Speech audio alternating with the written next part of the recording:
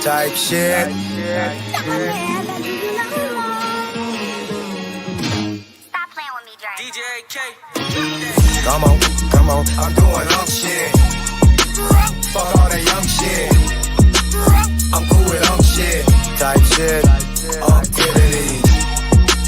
I'm doing shit. Fuck all that young shit. I'm cool with shit. Type shit. Activities. Posted up on the island with a bitch. They call me cause I ain't on that dumb shit. Yeah, I'm rich, but act broke with a bitch. Duval day, I really do it for the kids. Getting checks, never gotta work a job. No Viagra, dick still get hard. I can make your auntie swipe a credit card. OG in the game, realest that you ever. Aunties get down on the floor. Show these poor ass hoes how it go. Back it up like Freak Week 94. Is she under 24? It's a no. Come on, I'm doing shit. Fuck all that young shit. I'm cool with shit. Type shit. Activities. I'm doing shit. Fuck all that young shit. I'm cool with shit. Type shit. What's up, nieces and nephews? Don't forget to like, subscribe, comment, and please share.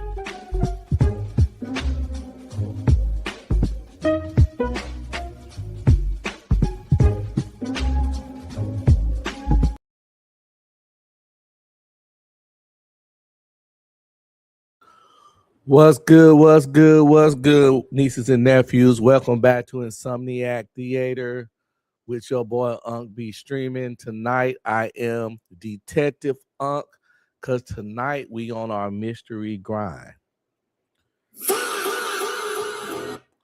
Before we get started, let me plug in a little music for some atmosphere. You know what I'm saying? You gotta set the tone.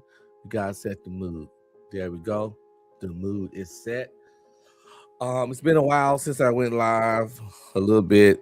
I've been really locked in and focused on working on my AI videos on my other channel. Follow me over there. AI Cinematic Revolt. I'll be showing y'all the channel later on in the stream. It's no biggie. For shout out to the replay gang, for all the people that check out my content throughout the week. With the twos and the fews, every view is appreciated. I really appreciate it if you all get a little more active in the comments and the replay gang. Ask some questions, concerns, complaints, disagree. You can talk shit. It don't matter. Whatever you want to say, whatever suggestions, I'm all for it. I'm all here for it. It helps the channel grow. It helps the channel the most, and it's greatly appreciated. With all that said, we're gonna get straight to it. I don't know how long I'll be here tonight. Couple hours at the least, because it's been a while. So last time we did some murder mysteries, and we did murder mysteries by states. By the way, I can't wait till we get to the Florida one, because we know Florida is a real place. Very, very weird. Today, we're going to be doing California, which is another weird place. So today, we're going to be looking at a video called 5 Creepy Murders in California, or something of that nature. Yeah, 5 Creepy Mysteries from California.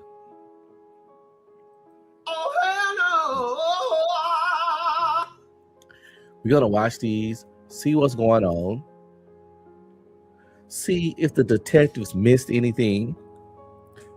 Because not only are we reviewing mysteries, maybe we can crack the case. Who fucking knows? Most of the time when we watch these, we really just notice that police work is very lazy and sloppy when it comes to solving murders. I really hope if something were to happen to me or some of my loved ones, that some of the cops that did some of the murders that we've seen when I've done these shows are not the ones that try to solve my case, because my victim is going to get away with that shit if these fuckers did it. Anyway, without further ado, we're gonna pull this up. We're gonna check this out. And also, of course, we after we watch these, review these videos, we're also gonna solve our own mysteries with our favorite detective, the goofy dude in the trench coat that we use to do mysteries.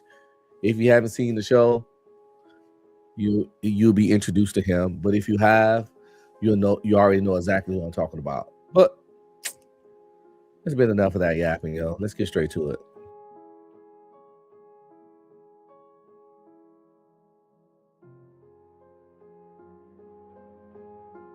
Before we do that,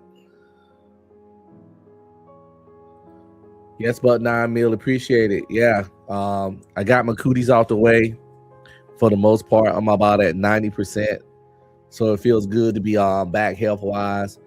People, take your vitamin C, take care of yourself, wash your hands, or run from people that's coughing. No.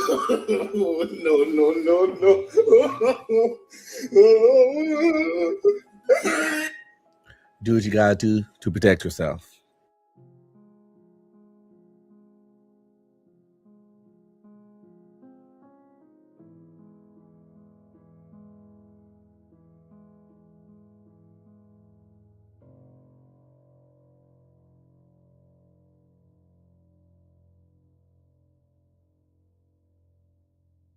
Five creepy mysteries from California.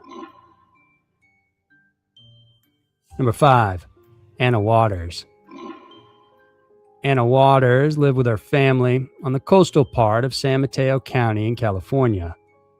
On January 16th of 1973, 5-year-old Anna arrived home from school at 1 p.m. She changed clothes and headed to the yard to play while her mother and stepfather stayed inside the house. At 2 p.m., her mother heard Anna talking and thought she was speaking to the cats. Several minutes later, around 2:20 p.m., her mother realized she couldn't hear her anymore and decided to check. After a search of the immediate area, they couldn't find her and quickly called police. By 3:15, I've seen so many stories about this kind of stuff that I'm not gonna lie, it made me become a bit of a helicopter parent. By helicopter parent, pretty much I hover around my kids a lot. My wife grew up in the country, family surrounded all around. Where she stayed, her grandma and granddad stayed walking literally like a stone throw away. And I'm not even exaggerating. She had an aunt right there, another uncle across the street, right down the street, another aunt. It was like that kind of thing, right? So she had an upbringing where the adults, were a little more loose with kids because they was in the country. So they used to sit there and let the kids just run around, climb trees, jump over stuff, swing from stuff, just out there, just loosely supervised. I grew up in the city, so I'm not like that. And that was one of the things that, I had to put my foot down with my wife and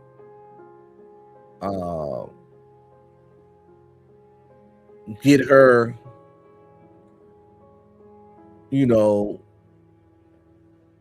fight against her upbringing and get her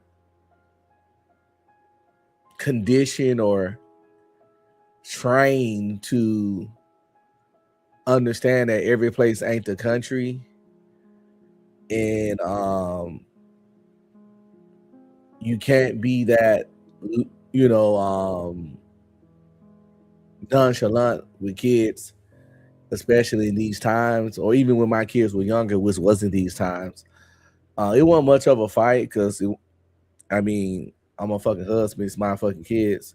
And I'd be like, don't let my kids run around, and that's kind of pretty much the end of the conversation. But it's really hard for to get for somebody to stop doing something or seeing things a certain way that they saw their whole life. So she still used to have hiccups and slips. But as time progressed, as of right now, that's not even a concern at all. So, but as time progressed, you just got to work with people. But she gave it effort, and here we are. But yeah, just just kids playing in the front yard and the parents in there cooking. Like, how old was this little girl? I'm just gonna go back slightly. It just I couldn't do it. Even listen, I don't fucking know. Y'all let me know in the comments what y'all think. Y'all let 4 or 5-year-olds just I don't know. I don't even care if it's my front yard. I'm going to be sitting out there, not peeking out the window occasionally. If I'm not out there with you, a significantly older sibling got to be out there.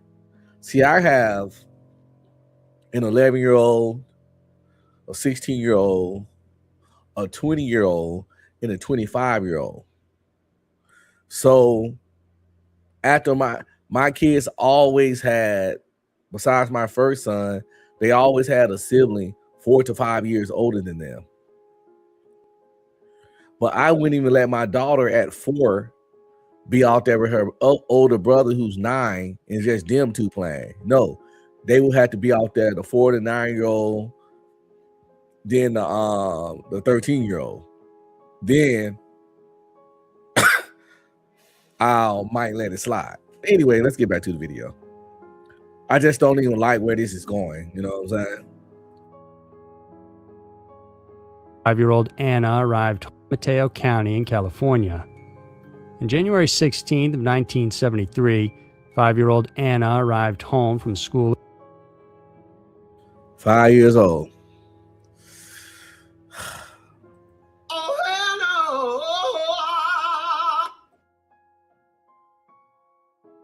At 1 p.m. She changed clothes and headed to the yard to play while her mother and stepfather stayed inside the house. At 2 p.m., her mother heard Anna talking and thought she was speaking to the cats.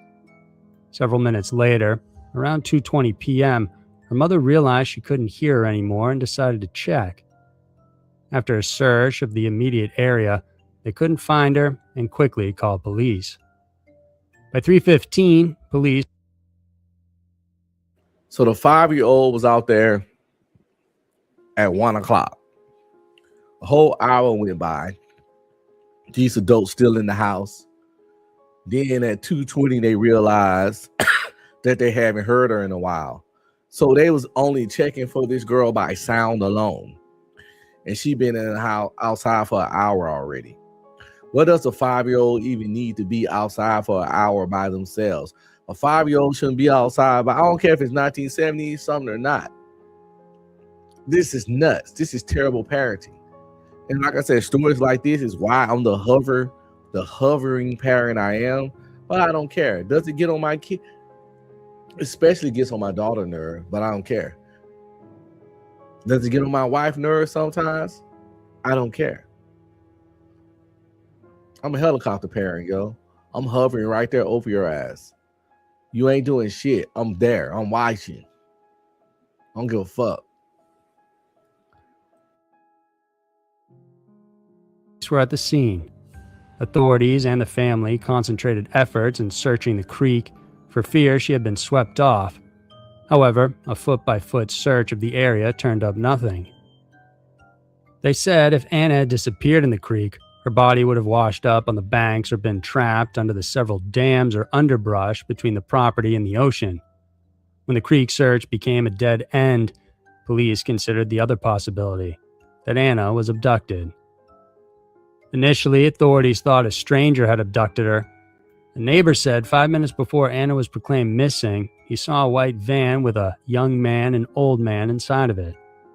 They weren't residents of the area.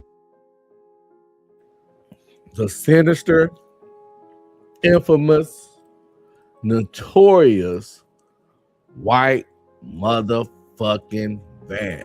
What the hell?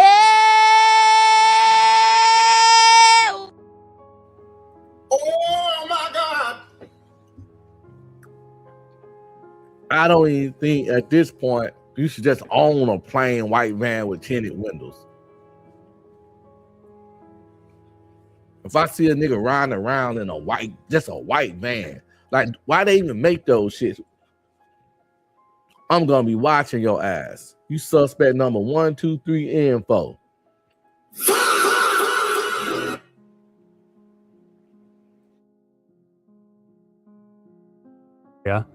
The place where Anna's family lived was not a major road, and the only time someone would go there is if they were visiting someone or lived there themselves.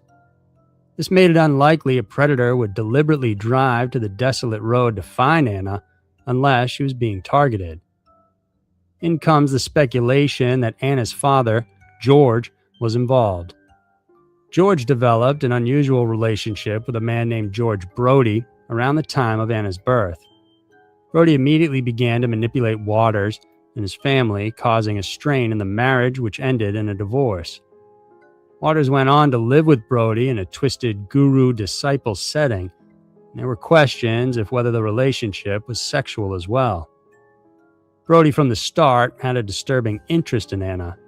He believed that she was the reincarnation of a woman he lived with before. Brody insisted the name Effie be added to Anna. Yeah. They should have immediately whooped that dude ass and got rid of him because he's a fucking weirdo. Everything they said about this other guy, this friend, is some weird ass shit. And yeah, they were in the country, man. That's why that kid was outside like that. I get it. The country is safer than the city, but still, though, little kids shouldn't be running around unsupervised. I told you that's where my wife got that shit from because she grew up in the country. But yeah, I had to get that mindset up out of her when it comes to my goddamn children. Anna's name, just so numerologically, it would add up to the same number of letters as in his name. Anna's dad's behavior became more erratic the more he lived with Brody, and later he was diagnosed as a paranoid schizophrenic, but his family didn't want him hospitalized because it would revoke his doctor's license. George's devotion to Brody and the sighting of an old man and young man within the vicinity of Anna's home during her disappearance causes people to believe they might have been involved. Even more suspicious, George didn't even bother contacting his wife after Anna disappeared. He merely called his lawyer and asked for child support payments to be stopped now that she was gone. However, despite the speculation, there is no proof the two Georges were involved.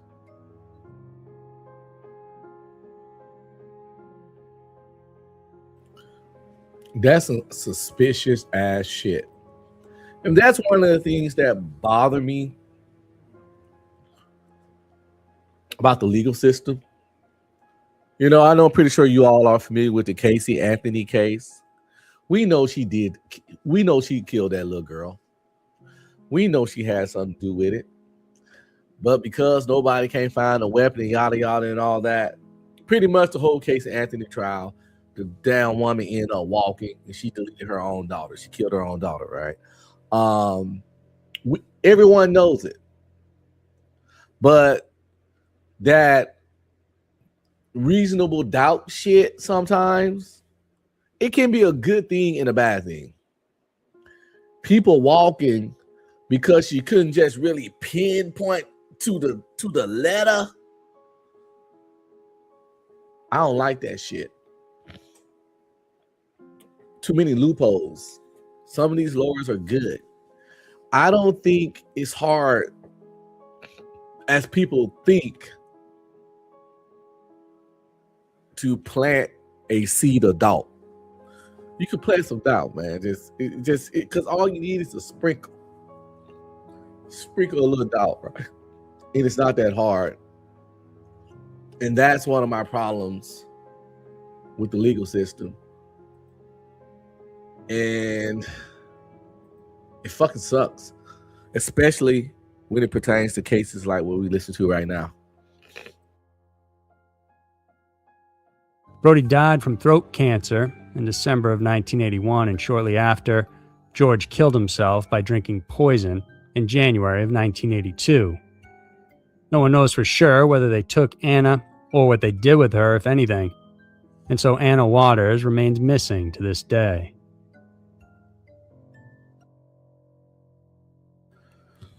That's some bullshit.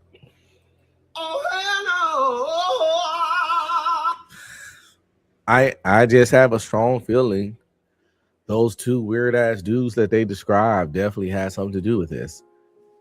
Between how weird they were in their relationship and the stuff they talked about and their strange interest in the girl, in the father's reaction when the girl was, when he found out the daughter was missing, all he did was call child support and be like, oh yeah, she missing, so stop taking the child support from me. I need my bread.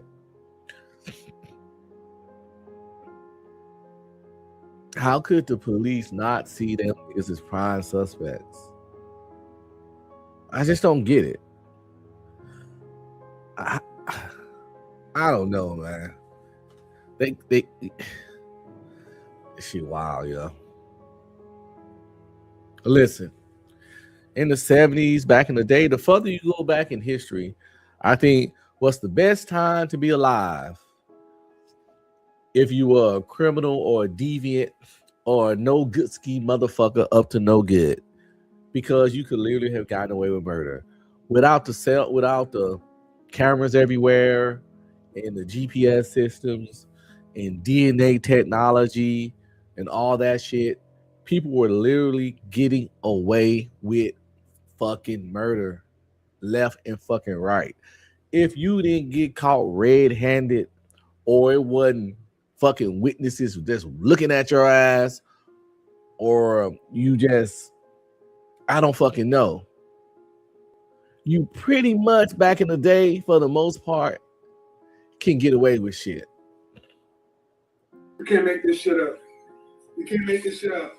These days, for all y'all no good doers, it's not that easy. Don't try your luck. Leave these people alone and go see somebody, talk to somebody, and pretty much, Stop it. Get some help. For real. Let's get back to number 4, man. This is creepy California murder mysteries. We did Texas in the last show. Now we in Cali. I guess we'll do Florida next. I know that one's going to be fucked up and wild. Number 4, the Salamones. On the night of October 12, 1982, an entire family of 4 disappeared from their home on What's going on, DJ Witch Doctor? What's good, man? Just chilling, brother. Chilling on one. Again, salute, man.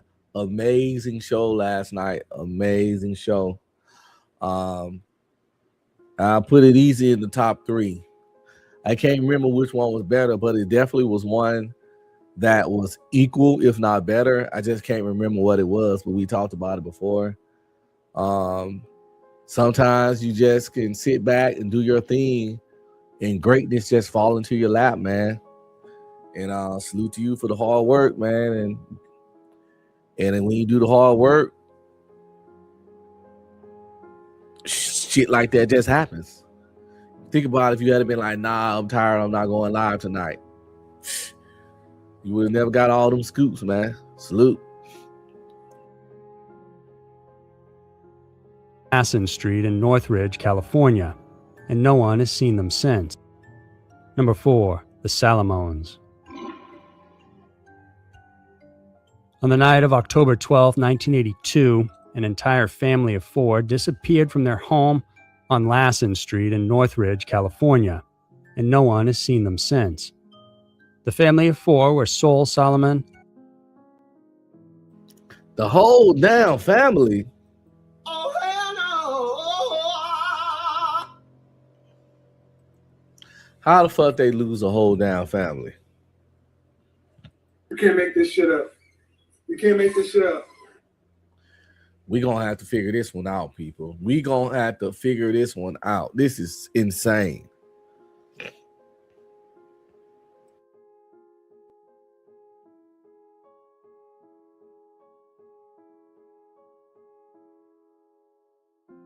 Elaine and their 2 children, 15-year-old Michelle, Elaine's daughter from a previous marriage, and 9-year-old Mitchell, Sol and Elaine's child. According to records, Sol ran a fire extinguisher refilling and repair business and owned several rental properties in the area. He also had an interest in buying and repairing vintage and exotic cars. On the night of October 12th, neighbors didn't notice anything unusual at the Solomon home. But 2 days later, a friend called police saying they haven't seen the family and that their swimming pool was overflowing into another neighbor's yard. Other family members as well as employees also called police reporting them missing. Authorities arrived at the home but found it locked. When they forced themselves in, they couldn't find any of the family members except for their dog. Everything seemed in place and all the valuables were there, including $2,500 in cash. There was also a Rolls Royce left behind in the garage. Police searched the home and everything seemed fine until they got inside. Oh, they was balling. That was balling. Nah. $2,500 in cash sitting around. Do y'all think that's suspicious? Especially back in the day of this. They had $2,500 and Chris Hundreds just sitting around. I don't know. Definitely suspicious that it was there and everybody missing, which lets me know this wasn't no robbery. And they got the Rolls Royce in the garage. 15-year-old Michelle's room. They first found some small blood splatter and later discovered bloody bed sheets. However, police never found any signs of a violent struggle anywhere else in the home. And what's more, they were unsure why the family would be targeted. Days after the disappearance, Sol and Elaine's wallets were found on a stretch of highway miles from their house. Rumors about Sol's associations then began. There were talks that he was involved with the Israeli mafia, which operated around the Los Angeles area. Family members disputed the allegations and offered a $50,000 reward for their return. Later on, police said they were familiar with Saul Solomon, but never elaborated as to what capacity. Police also publicly questioned how Sol was able to afford certain items based on his income, property, and business. Later, police received a lead that Sol had a falling out with a business associate on the afternoon of October 12th, 19... Yo, sound like old boy got caught up. Old boy got caught up, yo.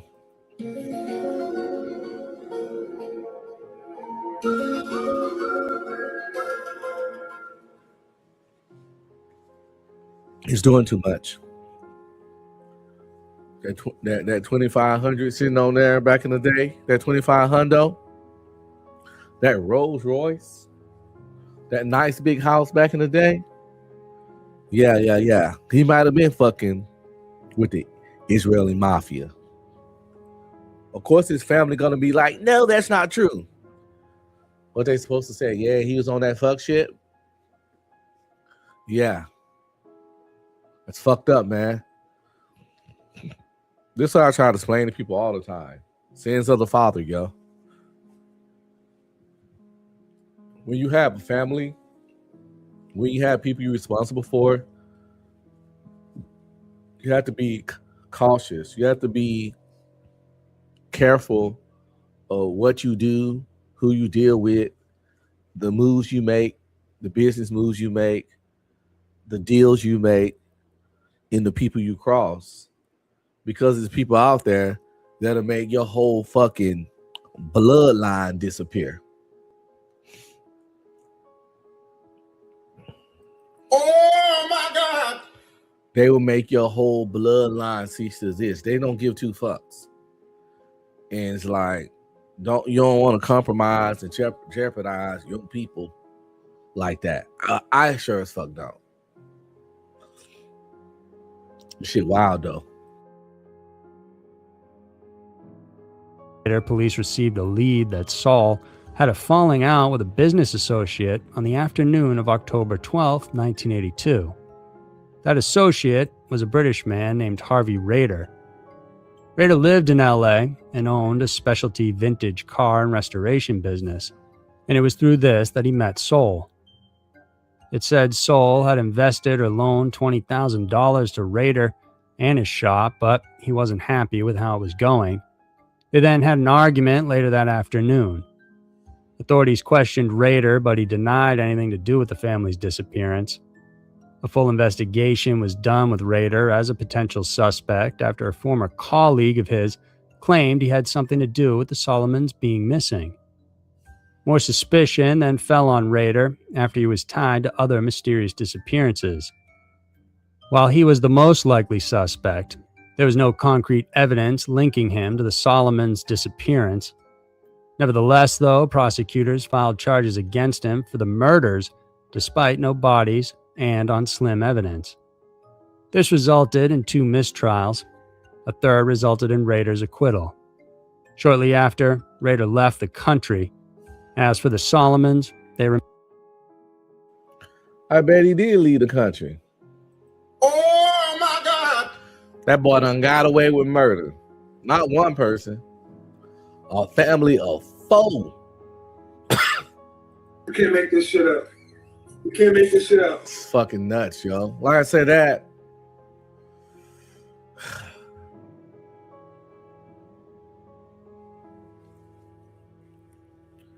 It's a movie on Amazon Prime, right? We're gonna switch it up. We're gonna step off that just for a second. It's a movie on Amazon Prime starring Chris Pratt. Chris Pratt. My third favorite Chris. My first being Chris Evans, Captain America. My second being Chris Hemsworth, Thor. And my third being Chris Pratt, Star-Lord. I'm clearly a Marvel fan. But seriously, Chris Pratt, great actor, Christian guy. Seems like, anyway, that's not the point. The point is I was on Amazon Prime and I was watching a movie, looking for something to watch last night.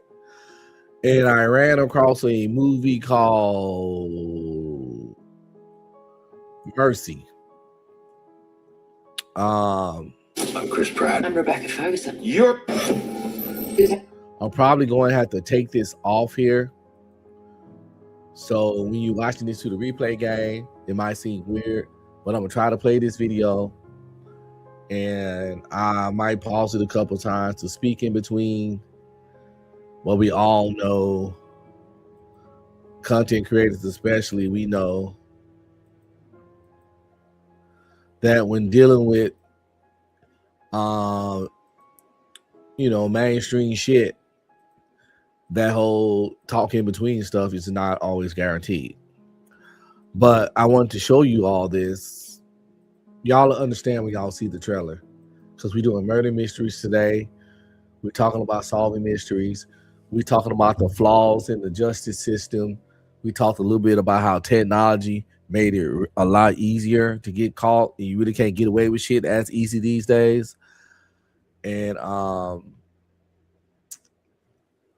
if you haven't seen this movie, Mercy, it's on Amazon Prime. It's outstanding. It's fucking amazing.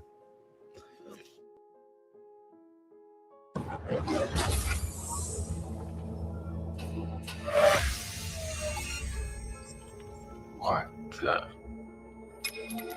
Get me out of this chair. Detective Raven, I'm Judge Maddox, and this is the Mercy Capital Court, a judicial system powered by artificial intelligence. Hold on, just wait a second. With crime rates soaring, lawmakers voted for Mercy. By acting as judge, jury, and executioner, Mercy keeps our city safe. I shouldn't be here. I helped create the Mercy program. I'm proud to have sent the first suspect for trial here, and I will continue to send more until the message is received. Detective Raven, I know precisely who you are. You're before this court today charged with the murder of your wife. Oh my God. Your guilt must fall below the 92% threshold, or you will be executed in precisely 90 minutes.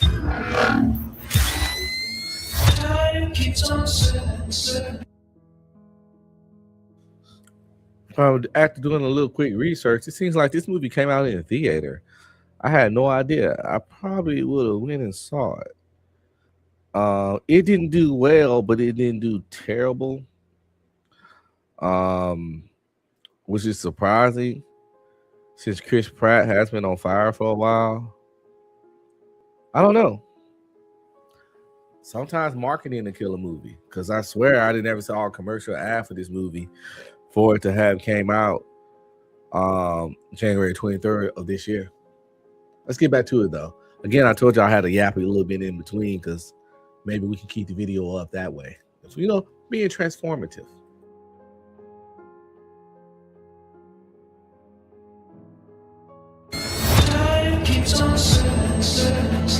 I loved my wife. I didn't hurt her.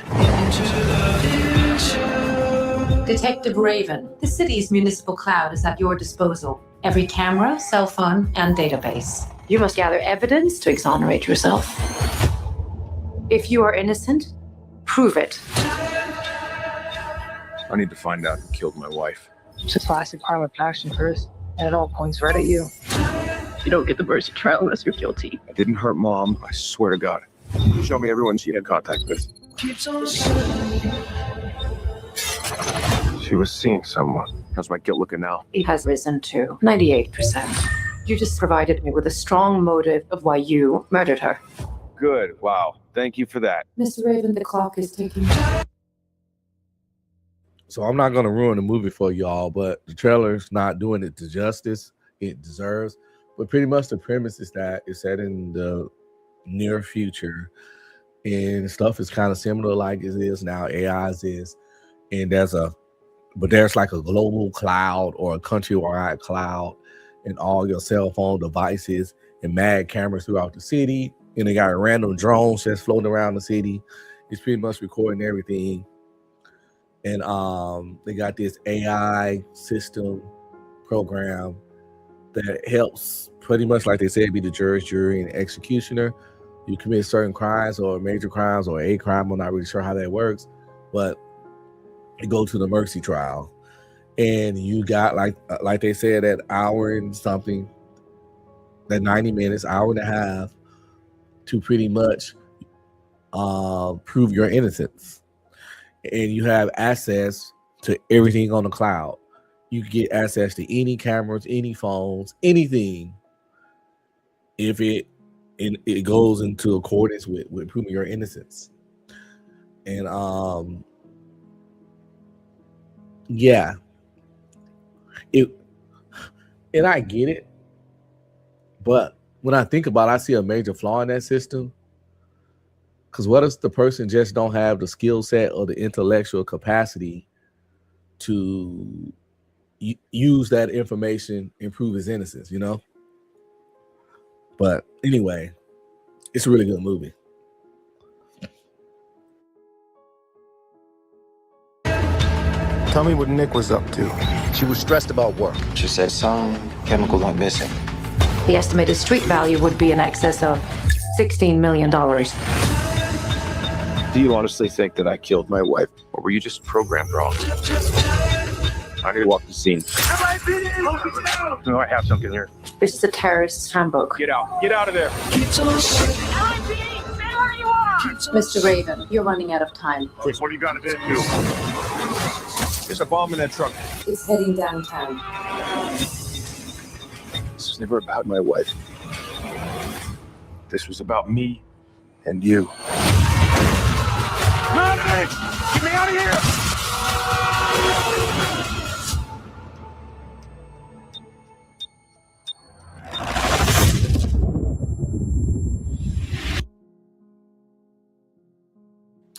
I watched this movie. I don't know what I would need to see it in 3D for. I don't know what. But sometimes they just do that. They just make movies 3D just to charge you the extra money for the ticket. But when you watch it, you be like, yeah, this shit didn't have to be 3D. Anyway, back to the murder mysteries. As we were saying, this guy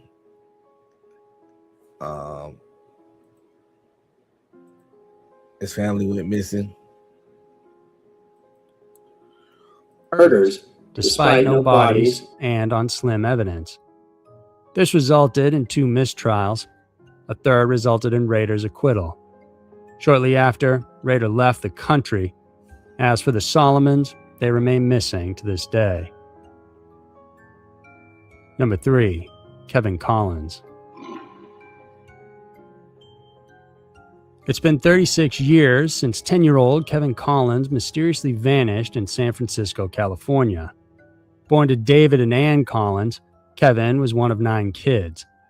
At the time, he was a 4th grader at St. Agnes School in Haight. 9 kids. What the hell?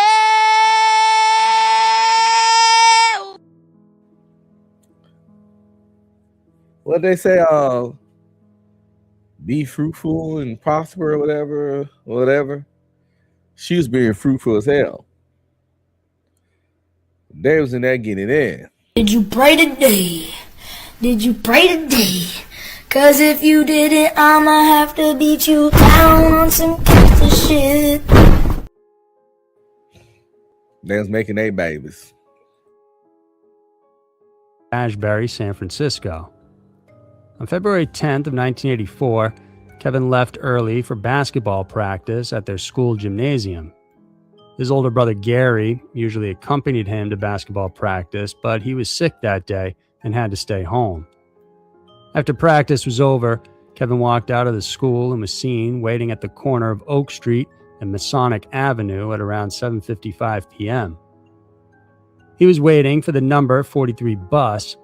Witnesses who saw him said he was speaking to a tall blonde-haired man.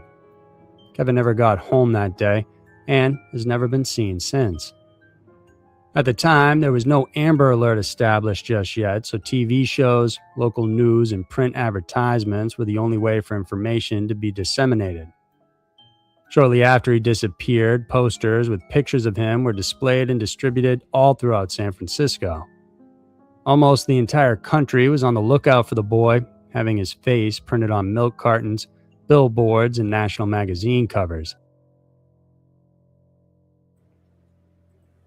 Do y'all remember that morbid ass shit? Missing kids on milk cartons? When I think about it, that shit should have been fucking child abuse. No.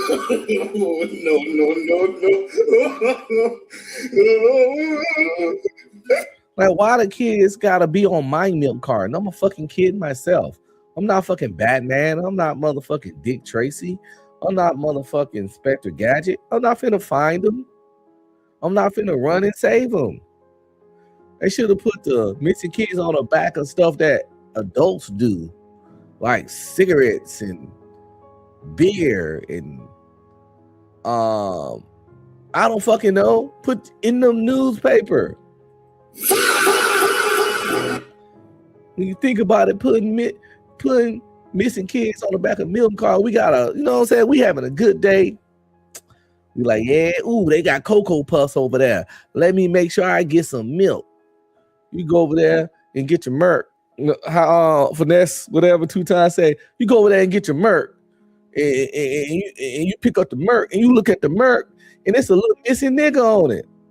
It's another little missing kid on the Merc. Now your whole mood just done went down the drain. Then you might get scared because you a kid yourself. So yeah, putting kids, I didn't understand how fucked up and insensitive that was for them to turn the back of our milk cartons as children to the missing kids poster boards.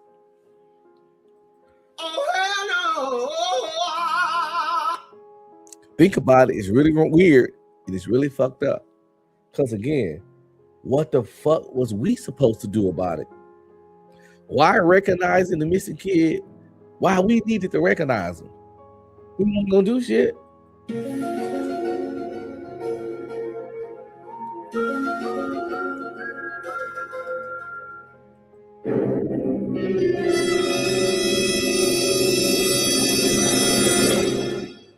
They was on that bullshit, yo. They was on that bullshit. All throughout San Francisco. Almost the entire country was on the lookout for the boy, having his face printed on milk cartons, billboards, and national magazine covers. Kevin was, in fact, one of the first children whose face appeared on milk cartons in the country. Despite the search efforts, there were hardly any leads as to Kevin's whereabouts. There was brief hope on the case in January of 2013 when a search warrant was issued to a home on Masonic Avenue. The current homeowners weren't a suspect, but a previous owner, convicted pedophile Wayne Jackson, was.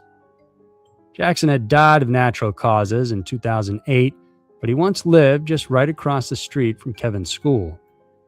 One of the witnesses that day said Kevin was speaking to a blonde man with a large dog, and at the time, Jackson also had a large dog.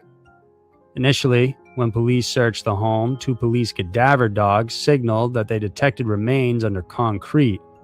However, after the area was excavated, authorities found bones which they believed are animal bones and not human. For the family, the which they believe. See, that's what I mean about how you can get away with certain shit back in the day. They found bones which they believed are animal bones. You know why they had to say that? Because they didn't even have the technology to verify if these was animal bones or motherfucking human bones. Oh my God! So you can walk. You can get away with crazy shit. Covering of a possible suspect was frustrating. They believed Jackson should have been investigated before, since he already had a history of pedophile behavior and arrest. Kevin's case remains unsolved to this day. Number 2, Mount Shasta. Located along the Cascade Range of Northern California, Mount Shasta is a stunning double-peak extinct volcano that has become a favorite hiking spot for many.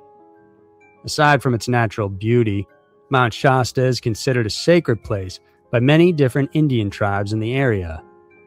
Many of these tribes have used particular areas of Mount Shasta to train their medicine men and women in spiritual vision quests and healing. Not only that, the mountain is also steeped in lore, with many legends saying the mountain comes with significant earth energy. One of the oldest legends about the mountain is that it's home to a mysterious dwarf-like tribe who live near the center of the peak. And many hunters and campers seem to corroborate. What the hell?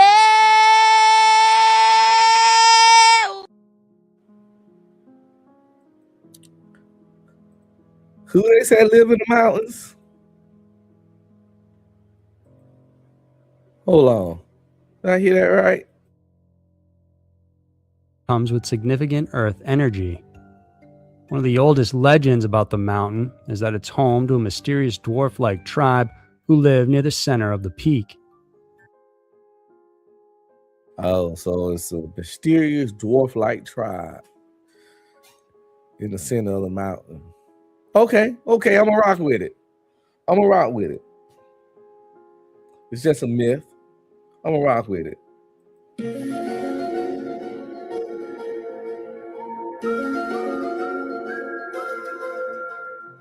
I've heard wilder things before, believe it or not.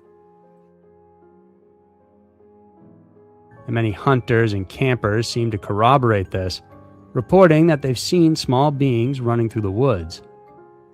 It's not just small beings being sighted on this unusual mountain, but even the infamous Bigfoot is said to inhabit the forests of the area. One famous account. Okay, I need some of what they smoking over there in that community. I need some of what they smoking.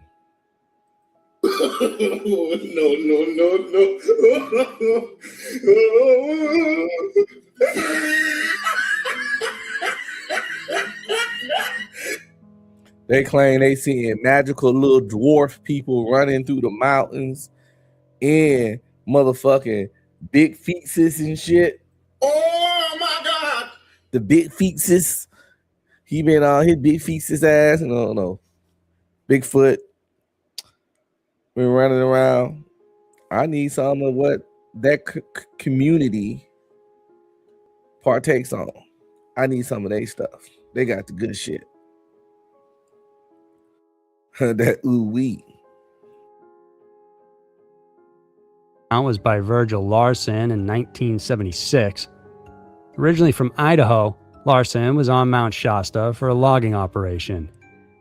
At 8:30 a.m., him and his friend, Pat Conway, were heading to the log landing where they worked. The hike wasn't easy, and as they went on, the men became separated by thick trees, but were close enough to still hear each other. They decided to take a break, and it was at this time Larson heard what he thought was another person coming down the slope. Thinking it was a Forest Service man, he called out to the individual, but nothing came back. Larson could still hear the man walking behind the bush and turning towards them. The logger called out again, and to his shock, a creature lifted its head above the bushes. He described this animal as a What the hell? Listen, people, this video titled Creepy California. Oh, it said creepy mysteries from California. Even though the first 3 or 4 were murder mysteries, that don't mean it has to be a murder. So we're looking at some big feces right now. We gotta see what's going on with these big feces. tall, ghastly, dark-haired beast, something beyond human. He also said it smelled terrible, even though it was 20 yards away from him. Did he see the legendary J. Prince for president? No.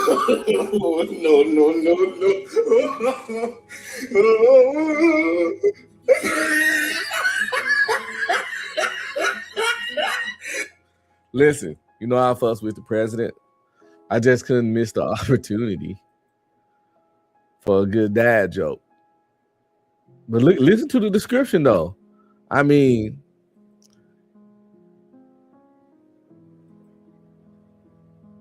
oh shit! You can't make this shit up. You can't make this shit up. Oh shit!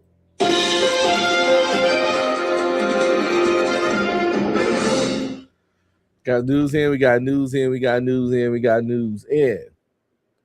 According to A-Dub, the president has been arrested. The president has been taken in for questioning. At this point, we don't know why. But maybe at some point, my boy DJ Rich Doctor will break the news. Stay fucking tuned over there on Not For Humans, because that's where the news gets broken for sure.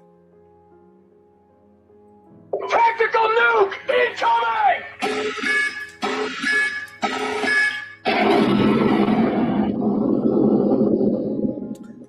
But back to the video. When I was watching this, as we was watching this, that's why JP popped to mind, because of the description of this animal. Not saying JP is an animal, but just listen to the description and y'all understand why JP brought to mind. A does say a few people sent him bail money, so he should be getting out tonight.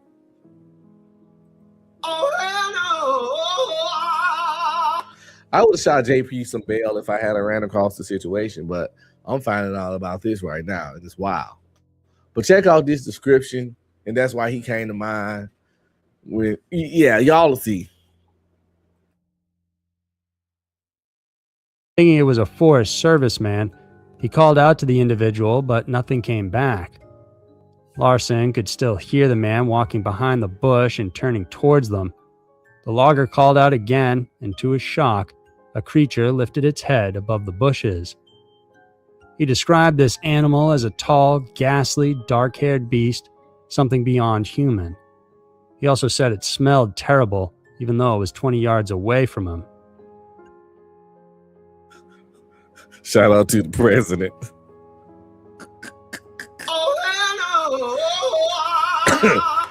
It's fucked up when I think about it that when I first heard this, El Presidente came to mind. Listen, I voted for you, brother, and I got your back in 2028. Larson ran for his life. When he returned later with Pat Conway, the creature was gone, but the smell remained. A forest ranger later inspected the area and found nothing but undefined footprints and a vague smell. And still, that's not the only mystery around the mountain. Mount Shasta has also become host to a number of strange disappearances, the most famous of which is of Carl Landers. The 69-year-old was climbing the mountain with two friends, Milton Gaines and Barry Gilmore, on May 25, 1999. Landers was described as an experienced climber who ran every morning for 30 years to keep in shape. His goal was to climb Mount Shasta and reach its peak. Back in 1998, he tried but failed to reach the summit, hence, he wanted to try it again. The trio used the Bunny Flat trailhead with a distance of 6 miles towards the summit.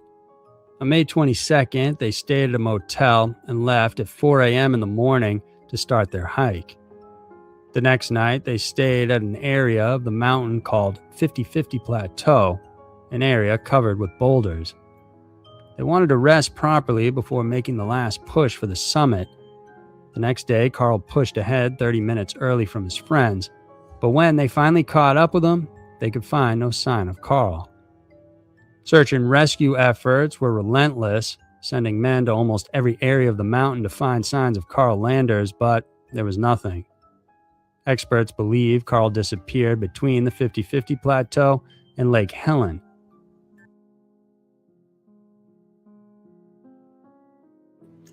Damn, yo. Did Bigfoot get Carl?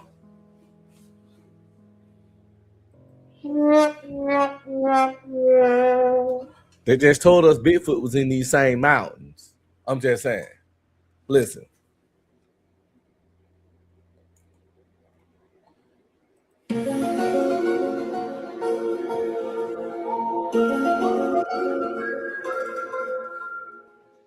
JM said it best. Carl, it's fucked up, man. JM, why you coming here with your bullshit? I read it before I pulled it up, but when I read it again, I realized that I read it in my head. But when I started to begin to read it out loud, that's when I realized JM on that bullshit. He said, "Cause Carl gone, JM. He gone. Ain't no Carl gone." Oh my God. And here you go. Carl fucked around and found out. But you're not lying, though.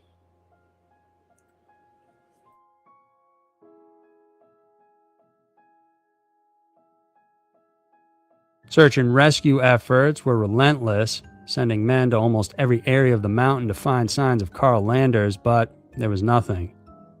Experts believe Carl disappeared between the 50-50 Plateau and Lake Helen. What's baffling is that the area above the tree line wasn't steep or had any crevices. There were no off-trail tracks found, and it was only a distance of 650 feet, a relatively flat area with no tree cover or brush. Cadaver dogs and human scent dogs also couldn't find his scent during the search. Carl's disappearance would be just one of the many mysterious disappearances, as well as mysteries reported on that mountain. Bigfoot done drag Carl off somewhere. And I keep saying Bigfoot because this mountain is also known for sightings of Bigfoot, but it's also known to a tribe of dwarf-like people that live in the mountains. So maybe they could it's a lot going on in the mountains. So we don't know who got Carl. No.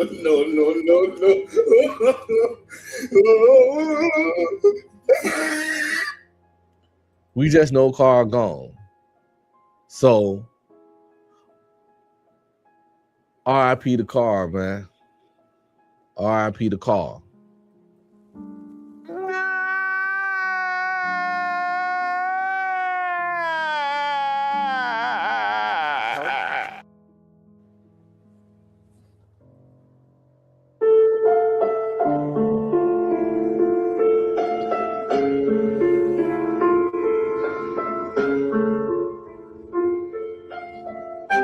Carl! No! He's gone. He's gone too soon. Too soon.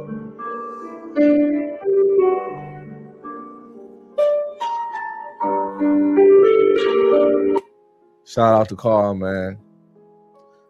He fucked around and found out in the mountains. Let JM tell us he fucked around and found out.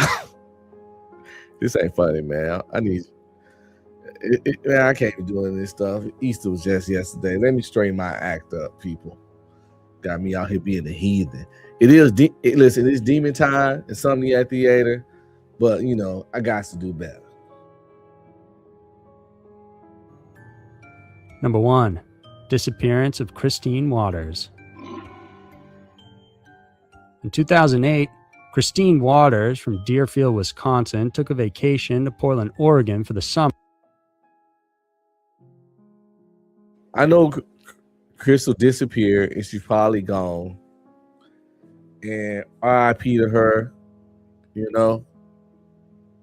Well, man, look at them toes, yo. No.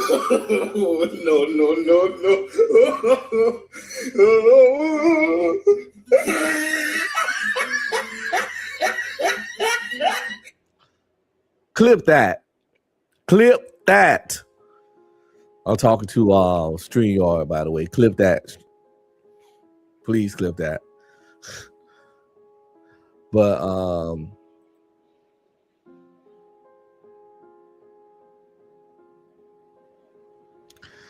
JM, I am, bro. I ain't wrong for that shit. But them toes, she wrong for having them toes on camera. Them shits look like hands, man. They look like them feet sis right there.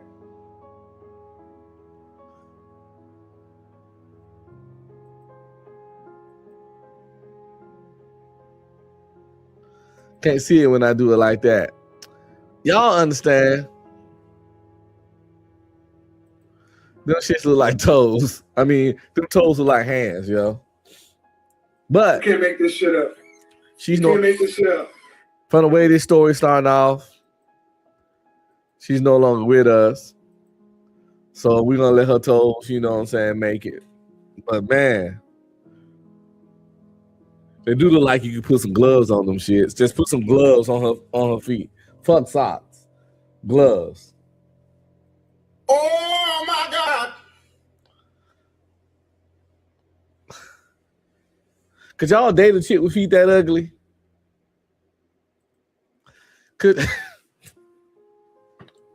I know y'all will cut a chick with feet that ugly.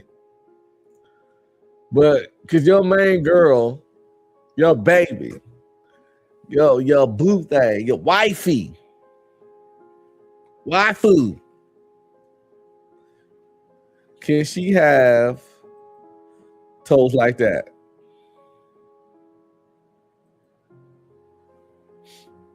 You can't make this shit up. You can't make this shit up. JM says, nah, man. And I'm with you, brother. Oh, I gotta pray this off real quick. I've been doing too much.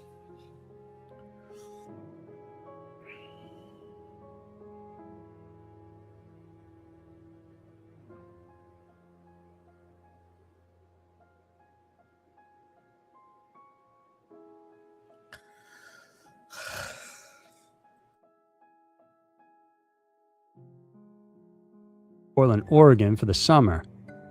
She was a student at the University of Wisconsin. Do y'all see me just pray this off I just tried to pray this off. We can't make this shit up. We can't make this shit up. And here come these two heathens. JM, no reason for a female feet to ever look like that, bruh. I'm not laughing. You got A-Dub. Look like she can grip stuff with her toes. Listen, man. Y'all need to stop, man. No! God, please, no! No! No! No! This lady was a victim of something, and we about to find out. Damn, I went back to the feet, but we ain't even looking at them. Christine Waters from Deerfield, Wisconsin, took a vacation to Portland, Oregon for the summer. She was a student at the University of Wisconsin studying botany. Although scheduled to return to the university by fall, she liked Portland and decided to stay a bit longer. Afterward, she decided to visit friends in Eureka, California. Christine at the time was deeply interested in spirituality as well as alternative lifestyles. She was also devoted to various environmental causes. During her travels, she kept close contact with her family, but this changed once she got to California. The calls became less frequent, and she began asking for money from her parents. Then on November 12th, Christine was discovered standing naked on the doorstep of a rural home just outside Arcata, close to Eureka. She looked confused and was covered in briar scratches all over. Police were called and she was taken to a hospital for treatment. She looked frightened and said someone was after her and they were going to find her. However, she didn't say exactly what happened. Her drug tests were negative, so police didn't detain her. She was taken to a local motel where she got in touch with her parents. She had lost her identification and needed money to get home, so her father wired her $1,000 while her mom faxed her documents to serve as her identification in the meantime. On November 14th, she went to a copy center to pick up her faxed documents. While there, employees noted she looked nervous and paranoid, even hiding the papers. After this, no one knew where she went. When she didn't contact her family again, she was reported missing on November 17th. The money her father wired sat untouched in her account. Her belongings, including identification and money, were found at a spiritual center in Arcata later on. According to the people there, sound like she might have got caught up in some cult shit. Some sex cult shit. It was a regular cult. This guy, a sex cult disguised as a spiritual movement regular cult, because most of those cults, they end up being just some nigga in charge that want to fuck everybody wives and some of their goddamn daughters. That's all those, most of those, think about those cults usually turn into some individual at the top who got some weird, freaky ass kinks and just a sick, deviant, fucked up individual. And he disguised that with some spirituality and holiness. And he just charismatic as fuck. So see, he was able to toss some smooth brain motherfuckers into following them and handing off their wife and daughters. Oh my God. But it usually be set up around fucking and somebody's fucking weakness of the flesh and deviant ideologies. JM said she got by some hippies. Facts.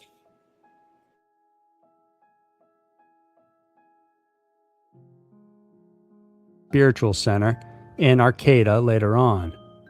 According to the people there, Christine usually left her items there whenever she went for walks in the Arcata Community Forest. Hoping to find answers, her family hired a private investigator, and they discovered Christine had joined a tea ceremony days before she went missing.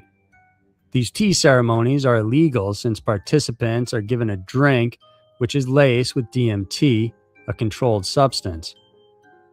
Drinking this tea results in hallucinations, vomiting, and diarrhea, which can last up to 10 hours.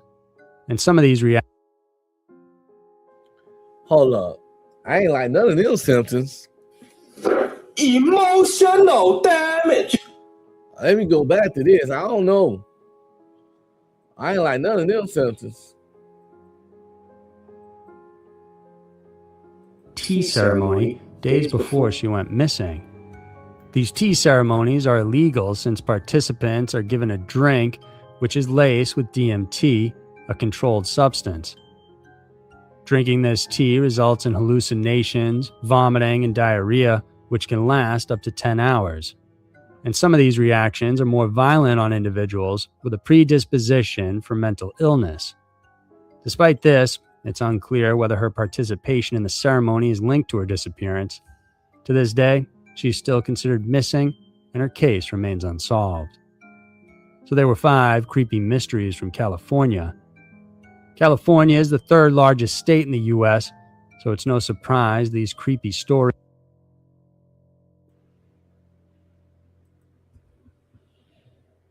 Oh my God. Yo.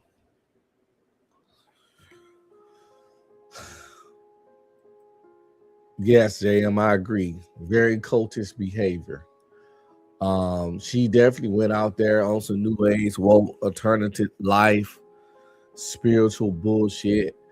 You know, not shaving my armpit, not using deodorant, musty, funky, oily,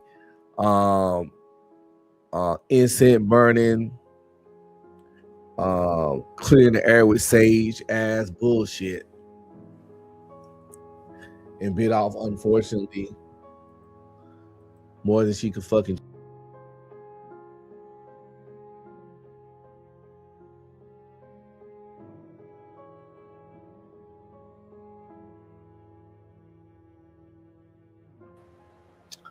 My bag, I hit the back on the wrong thing, on the wrong tab.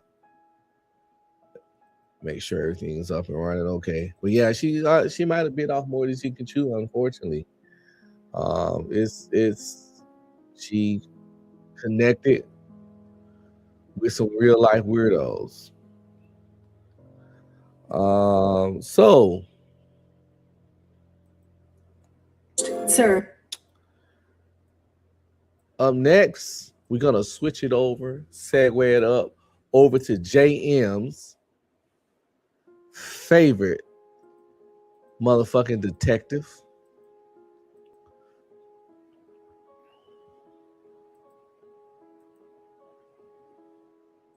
He already know. He already know. You see the jacket, nigga.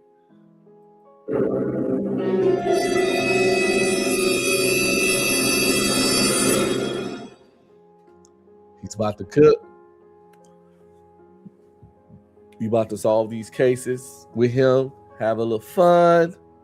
Before we get to that though, it's been a while, so we gonna What's up, nieces and nephews? Don't forget to like, subscribe, comment, and please share.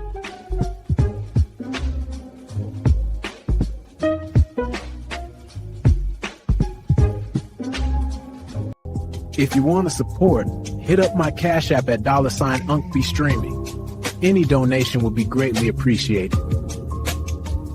Thanks in advance. To super chat or donate, hit the Ko-fi link pinned to the top of the chat. Any support would be appreciated. Give a nigga a break. Give a nigga a break. How much more can I take? Give a nigga a break. All right, let's get straight to it, man. Let's crack this case real quick. This video is titled, Who Poisoned the Food Critic? What am I thinking at?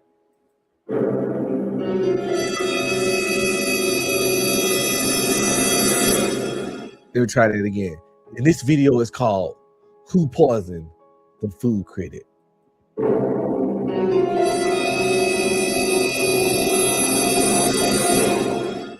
Okay, I like that better. Clip that. Clip that. Clip it. Clip it. Clip that. Come on. Hey, listen, StreamYard, you better follow these directions. You said clip that. Now I want to clip that. Just because.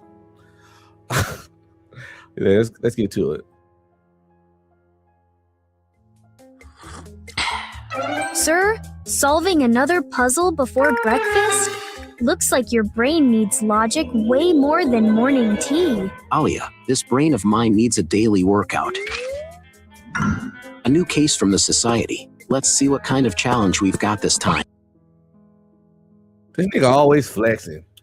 Alia, this brain of mine needs a daily workout.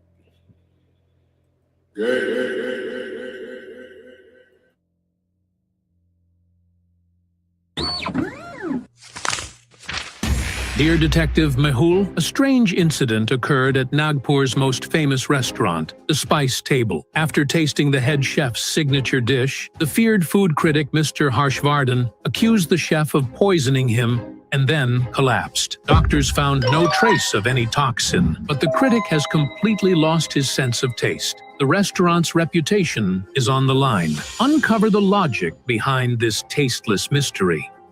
Poison, that's not actually poison. Sir, what kind of case is this? Poison that isn't poison. A critic who can no longer criticize. Interesting, very interesting. Logical Army, case number 2, the case of the food critic. Let's find out where exactly the taste disappeared.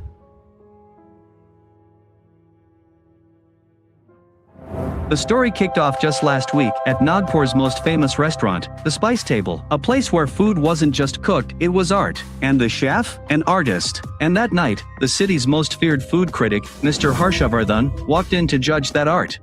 One review from him could make a restaurant's future, or destroy it in seconds. Sir, this is our new signature dish, the Saffron Dream. It took me 6 months to perfect it. Chef Vikram had... Man, that look like some Diddy oil or some Diddy water or some Diddy piss or something. You can't make this shit up. You can't make this shit up. It's just so golden in the bowl. It just looked suspect. It's R. Kelly soup. I don't fucking know. It's just whatever. This is a special dish. This that gold juice. Gold juice, baby. That's what this is. Poured everything he had into that one dish.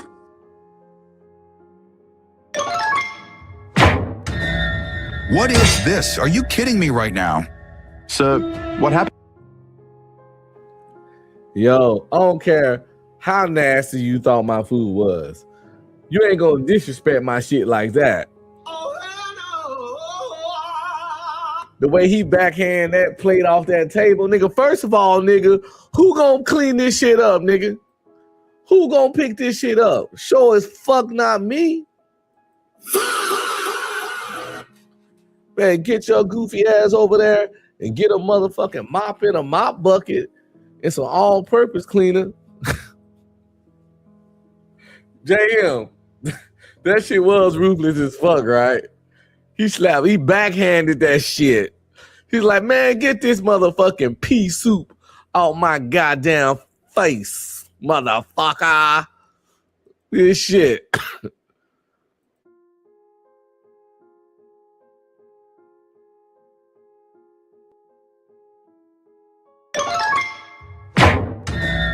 What is this? Are you kidding me right now?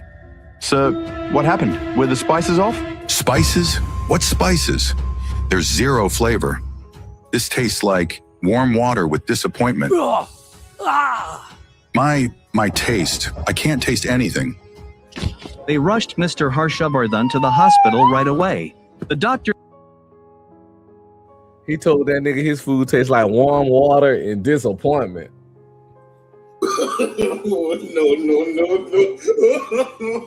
No.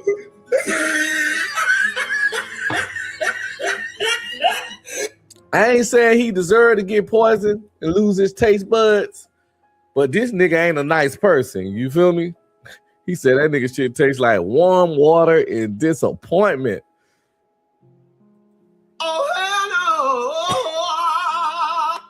with a straight face.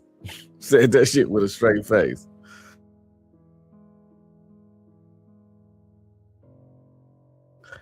Jim says a straight up menace. Yeah, can you imagine telling like your wife, fiance, girlfriend, little boo thing, whatever, and she cooks some shit for you and she ain't the best cook in the world, and she so asks you, baby, what you think? And you be like, you want the truth? And she be like, yes, the truth. Yo, this shit tastes like warm water in disappointment.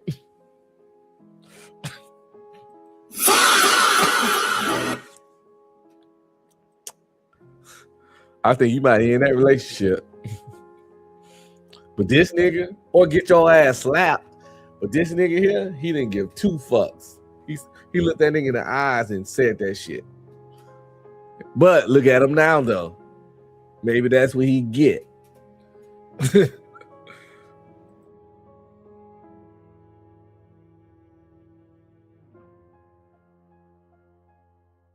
Kidding me right now? Sir, what happened? Were the spices off? Spices? What spices? There's zero flavor. This tastes like warm water with disappointment. My taste. I can't taste anything. They rushed Mr. Harshavardhan to the hospital right away. The doctors ran every possible test, but the results were weird. No poison found, no allergy, nothing. Just one thing was missing, his sense of taste. The question wasn't what happened, the real question was how it happened.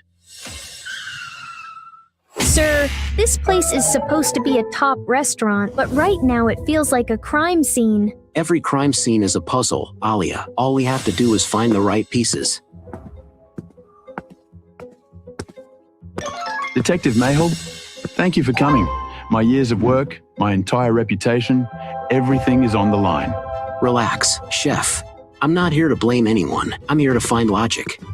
Logical army. Look closely. A high-end restaurant runs on discipline, everything perfect. But right here, there's one tiny detail that's off. Can you spot it?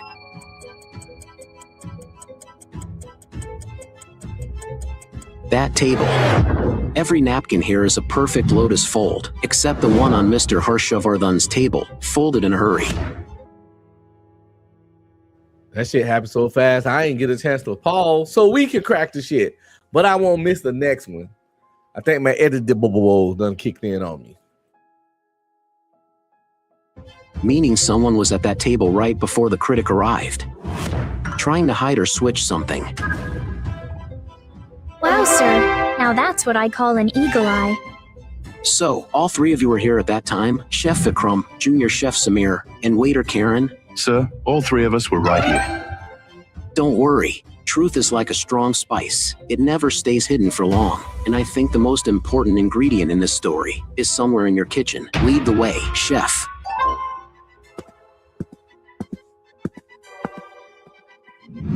A kitchen is a chef's kingdom. Here, every spice follows a rule. Only true chef understands. Chef Vikram, the spices for the saffron dream were kept here? Yes, Detective. Absolutely. I personally measure the spices for this dish. Logical army. Time for puzzle number 2. Chef Vikram said his recipe uses 5 special spices. But there are 6 jars on the counter. One is extra. Put your thinking caps on and tell me, which jar in this spices matrix is the odd one out? Well, this ain't hard. Shit. It's the one without a label. It's the white shit without a fucking label. Clearly, that's the spice. That's the odd man out. I mean, that was light work. Come on now. You gotta give us, listen.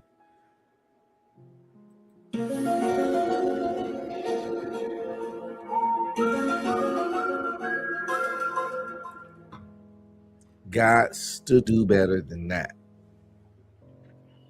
Gotta be more challenging. We too good over here for that.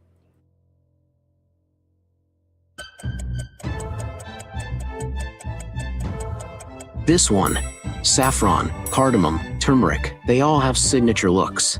But this white powder doesn't belong to the family. Chef Chef, what is this? Sir, I've never seen this before. How did this get into my spice mix? So, someone placed this here on purpose. Exactly. The culprit didn't add poison. They simply removed the taste. And this unknown powder is the key to this tasteless mystery. So, we all agree this powder wasn't supposed to be here. Which means, one of you three put it here. Impossible, I told you. I handle the spices myself. No one else touches them. Logical army. Here's puzzle 3. When 3 people are at the same scene, their stories often clash. Listen to their statements and figure out who is lying. Chef, go ahead. I was doing the final plating. Once I took out the spices, I never stepped away from the counter. No one else came near it. Samir, your turn. I was at my station, Detective. I did see Karen walk past the counter toward the dining room. Karen, is Samir telling the truth?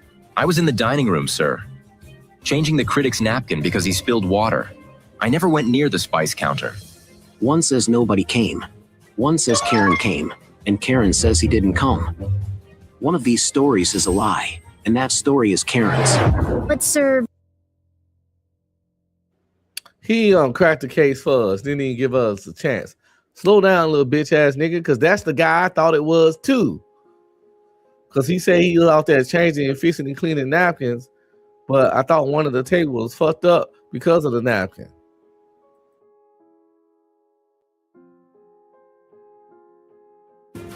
What makes you so sure? There are 2 pieces of evidence. Alia, first, Karen's excuse. He claimed water spilled on the table, but I checked that table the moment I walked in. It's high-polished wood, and it was bone dry. Water never spilled there. And the second, and biggest piece of evidence, the napkin. If you had actually fixed it, I wouldn't have found it messy when I arrived. That means you never even went near the table. You're lying. Told y'all, listen.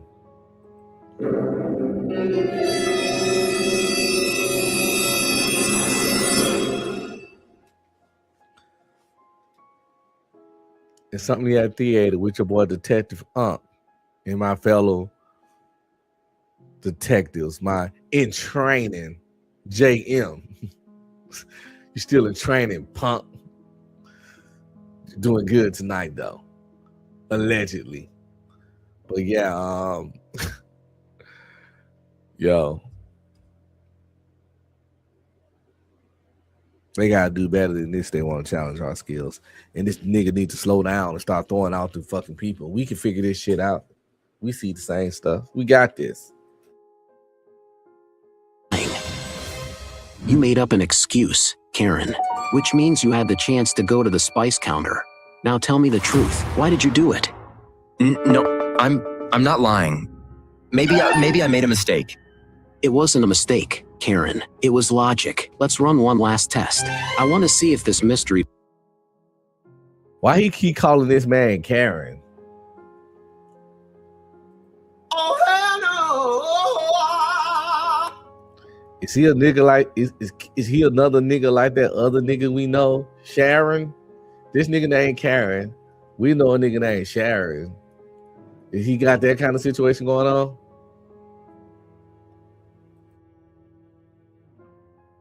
Powder only affected the critic, or if it got to anyone else too. You 3 are pros. Your sense of taste is sharp. I want you guys to taste this and tell me what the flavor is like. Logical army. Here's puzzle number 4, the final lock to break this case. It's called the sugar test. Get your gears turning. How is this simple little test gonna catch our culprit red-handed? Chef?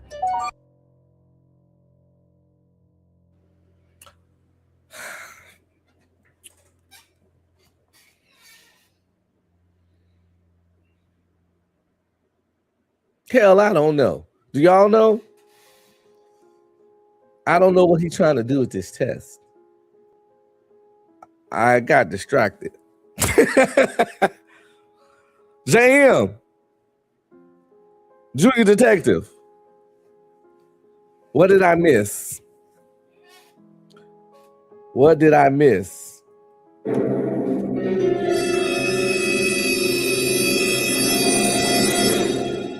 Let me know something.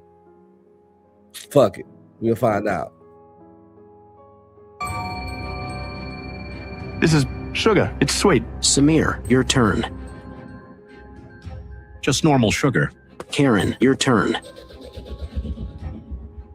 Yeah, it's sweet. Got you. Sir, but he answered correctly. He got the answer right, Alia, but his reaction was a total sham. I ran a test on this powder. It's Gymnema sylvestra. It's an Ayurvedic extract that temporarily numbs your taste buds, specifically blocking anything sweet. Anyone planning to use this would definitely test it on themselves first, and that's exactly what Karen did. Vikram and Samir actually tasted the sugar. You just used your logic to say it was sweet, because your tongue couldn't feel a thing. That's why your reaction was completely blank. This nigga, how can he prove all this? Here he go, JM, with that circumstantial ass evidence. That's why I don't fuck with his ass, Detective Mahul. That nigga always putting people down. Facts. How are we supposed to know this shit? This nigga suck, yo. Game over. Now, tell us the real story. Okay, I did it. I mixed that powder in. But why, Karen? You've worked here for 5 years. I trusted you. Trust? Sir, you only care about your name. This restaurant runs because of Samir's talent, but you take all the credit. The Saffron Dream was his idea, but the menu carries your name. What are you talking about? I never said anything to you. I just wanted the world to see that Chef Vikram isn't a one-man show. I didn't want to harm the critic. I just wanted him to realize that the real taste of this place is Samir. Hold on, Karen. Even if you made him lose his taste, how did he pass out? Nobody faints from a harmless powder. Unconscious? I don't know anything about that. That was never part of my plan. I did not do anything, I swear. He's telling the truth. He didn't knock the critic out. Then who did it? It was just the three of us here. No one else. The real question isn't who did it, but what did it? Karen made a mistake, but the consequences were way bigger than he imagined, because the final clue was hidden inside the critic's mind.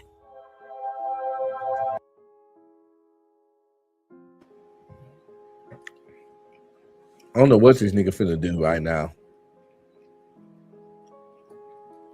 He done cut us off the case. I hate when he do this shit.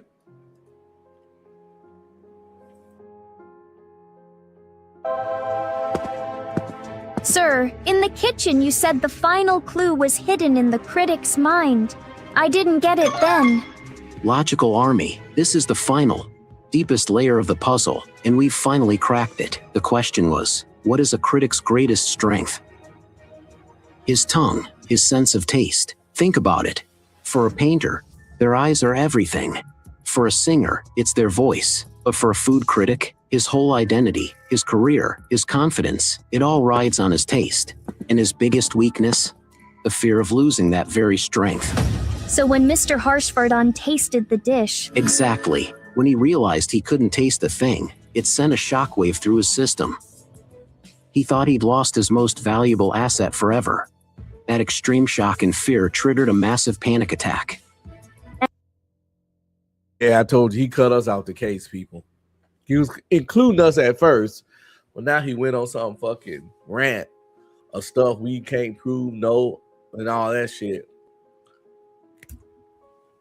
So maybe after he saw this back up, he'll invite us back to the goddamn case so we can do some mystery solving. That's why he collapsed. He fainted because of a psychological reaction. The poison wasn't chemical, it was mental. Exactly. The case wasn't about a phantom poison, it was about a very real fear. Logical Army, never forget this. Logic is crucial for uncovering the truth, but to truly understand people, you have to understand their psychology. The real villain here wasn't a chemical, it was a man's deepest insecurity. Karen unknowingly triggered that nightmare. So, always think about the consequences before you act, because sometimes, the fallout is bigger than logic can explain. Iron needs plastic. Mehul, sir, fantastic. Letter from the Detective IQ Society.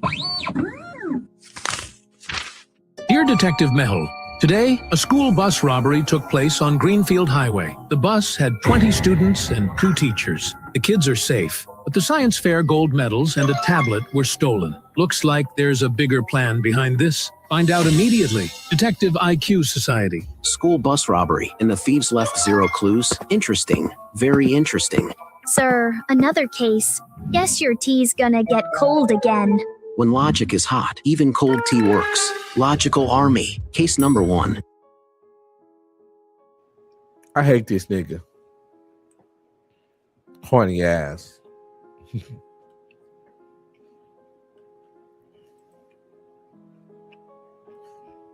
When logic is hot, even cool tea works. So whatever the fuck he said. Jam says, who rides a school bus? No.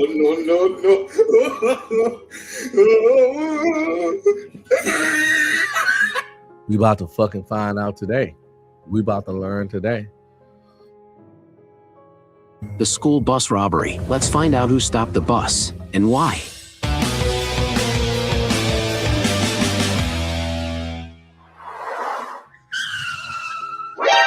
A school trip, a simple journey, and suddenly, a robbery in the middle of the road. Someone planned this ahead of time. Sir, 3 men came wearing masks. They placed some blocks on the road. Oh, soft voice ass nigga. Who is this guy? Sir, a bus, they blocked the road. Bitch ass. Sweet throat.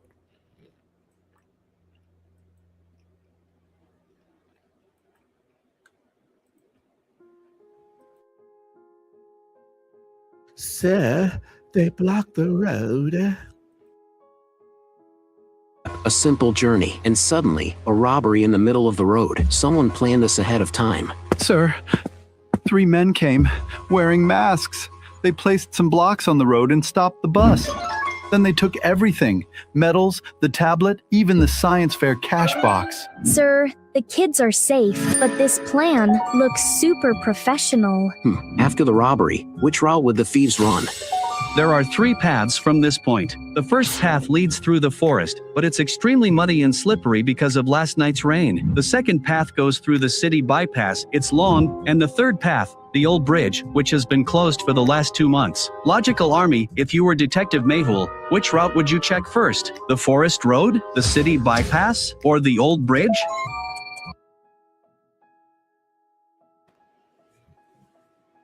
Which one would y'all check?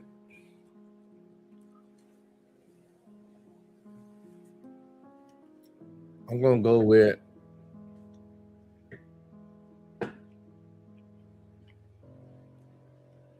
Jam says the bridge.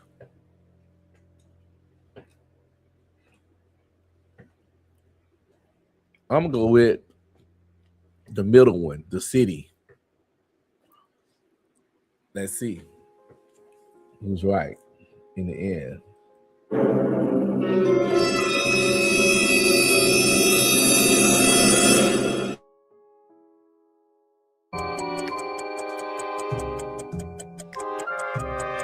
Correct answer is the city bypass. The forest road would bog vehicles down, and the old bridge is closed, so the only real escape route is the city bypass.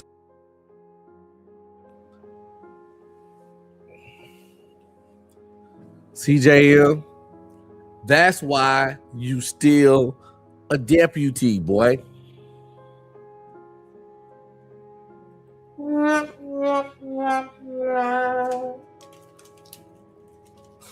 That's why you still a junior detective. You junior detective, nigga. Yes. Keep up the hard work and dedication. Maybe one day you'll make it to stop to a promotion of not being the junior detective. But as of right now, that's where you at. Jam says, my thinking is too advanced. Oh, that's what it is, huh? No.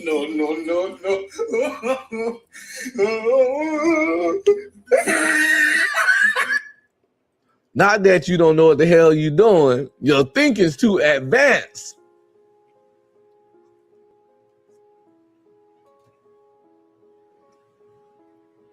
That sound like when women be like, these men don't mess with me because they're intimidated by me. And I'd be like, well, maybe it could be they don't like your ass.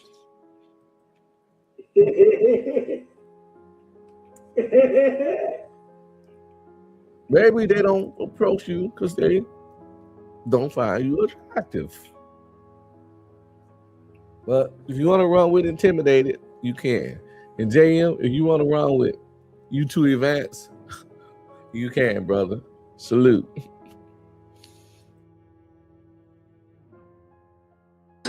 Sir, let's check the CCTV footage. Even if we don't get their faces, we'll get something. Faces can hide, but logic never. Sir, these are the footages from... What's the point of even saying that corny shit? Faces can hide, but logic never. Shit wasn't even particularly a response to what the chick said. We're just throwing out little zingers. That nigga trying to aura farm. Ain't got no aura. From the time of the robbery. Wow, sir. Only white vans are showing up on this road today. 1, 2, 3. White vans back to back, like a pattern forming. No other vehicle at all? Interesting. Very interesting. Is that even possible? Logical army. Is it just a coincidence that a white van crossed that same spot 3 times at the exact same time?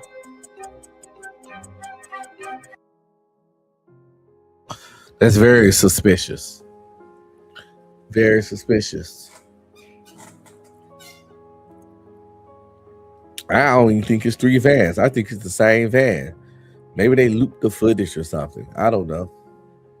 Let's find out. Nope, not possible. Look, same van, same speed, same number plate. They hacked the CCTV and looped the clip. They're real. Yo, I'm too fucking good, man.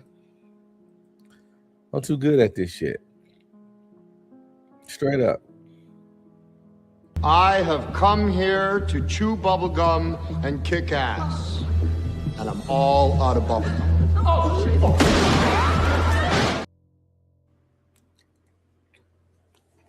I'm just a detective, y'all. I ain't seen this shit before. It's my ability to deduce.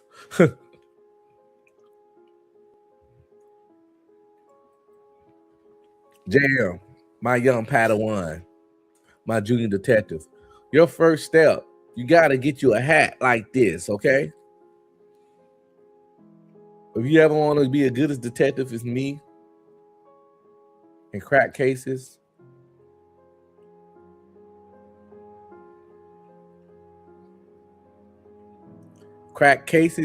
like a fat bitch crack crab legs.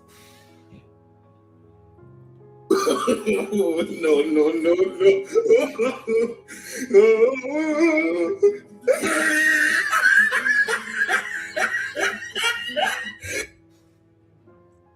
Your first step,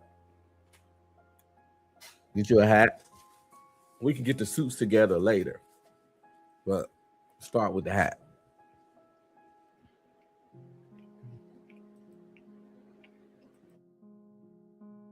Escape happened while the camera kept showing the repeat footage. Sir, they even fooled the camera. They came in with a full plan, totally smart and prepared. Let's talk to the kids. Maybe they noticed something. Why is she glazing? Why is she glazing the enemy so much?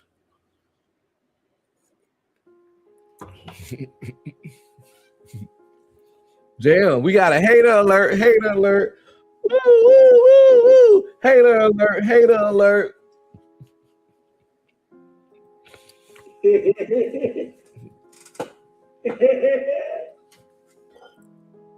Jam says a nigga get 2 answers correct. Now you Sherlock Holmes.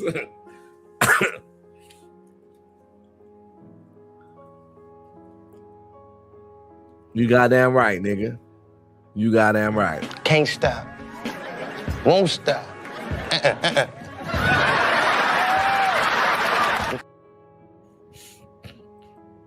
A thief never steals without a purpose.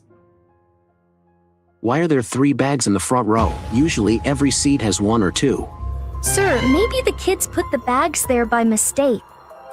Noticed something. A thief never steals without a purpose. Why are there 3 bags in the front row? Usually every seat has 1 or 2. Sir, maybe the kids put the bags there by mistake. 1 bag has no name tag. Another tag is upside down. Strange. Whose bags are these? Sir, my bag is the red one, but this blue one isn't mine. I don't know who it belongs to. Sir, the teacher said that when the robbers came, they spent the most time near this front row. Exactly. Their target wasn't the gold medal at all. They were after a specific kid. Why would anyone steal school stuff? Fake gold medals too. It only makes sense if it was actually a kidnapping attempt. But then, why didn't they take the child? When the thieves came, which row did they check first? Sir, they came all the way to the front row. They told all the kids to shout their names. So, their target was a specific child, but the kidnapping failed. Why? Logical army, think. When they already knew the kids' names, why didn't they take the child? Think and comment your answer below. So, if they already called off the kid's name, why didn't they take the child?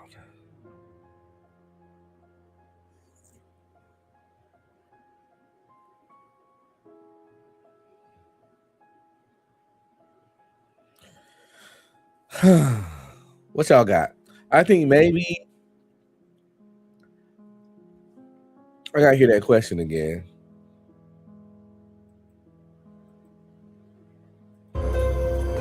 When the thieves came, which row did they check first? Sir, they came all the way to the front row. They told all the kids to shout their names. So, their target was a specific child, but the kidnapping failed. Why? Logical army, think. When they already knew the kids' names, why didn't they take the child? Think and comment your answer below. They already knew the kid's name. Why didn't they take the child?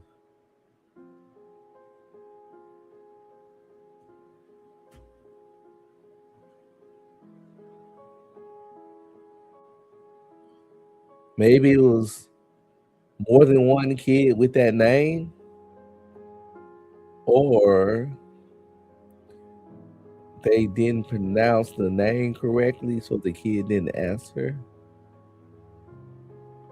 Oh my God! JM says because it was a girl. That's very vague, JM. You're not gonna come with no vague shit and try to squeeze you in a goddamn victory. What does that even mean? Because it was a girl, huh?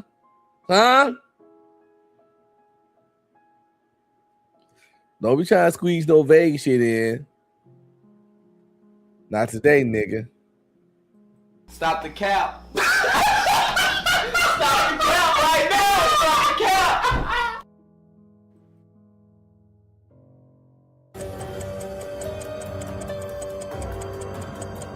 Because they got confused. If there were 2 or 3 kids with the same name, which one? I'm too goddamn good, man. You gonna stay over there, junior detective. You just push back your promotion another 3 months. No, nigga, you was wrong. You damn right, junior detective. You goddamn right. Oh, fuck. Shit. I'm gonna have to retrain your ass. That's what it is. We need to do some remedial training. He said, I'm too sober for this. You can't make this shit up. You can't make this shit up. You might be, man. You know, I've been I ate an edible and been sipping on some red wine, and this shit just making sense to me. You know what I'm saying? One do they kidnap? Take the wrong kid, the whole plan collapses. Are there students with the same name? Actually, yes, sir. We had 3 kids named Rehan in the bus. Exactly. That's why they panicked. They heard the name Rehan, and 3 kids stood up. The kidnappers got scared they'd grabbed the wrong child, so they pretended it was just a robbery and ran. Sir, then the robbery was just a cover. Their real plan was to kidnap Rehan. First of all, bitch, stop being Captain Obvious. We just caught all that from the little story. Secondly, why are they trying to kidnap a kid that they only know by name? Wouldn't you think they would have been provided a photo or some sort of said child if they was coming to kidnap a particular child?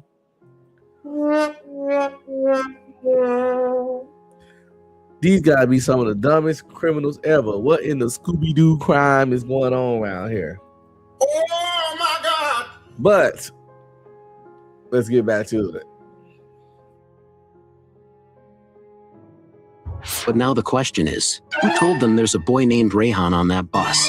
Sometimes a misplaced bag flips the whole case. Sir, there's a GPS device and a file inside. Look at this, a medical report and address card. Rehan Qureshi, father, Javed Qureshi. We got a lot of clues here.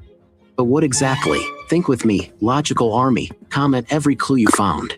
Clue 1, the bag has a GPS inside, which means someone planted it to track the bus. Clue 2, a medical file slipped inside by mistake, and it has Javed Qureshi's name on it. Clue 3, so this bag came from Javed Qureshi's house. Someone put it here on purpose, which means the target could be Rehan Qureshi, Javed's son. Out of the 3 Rehans, which one is Rehan Qureshi?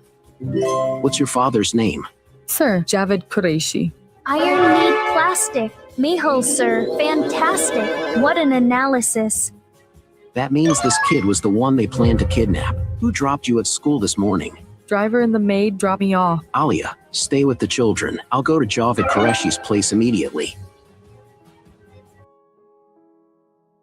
Damn, that boy got there fast.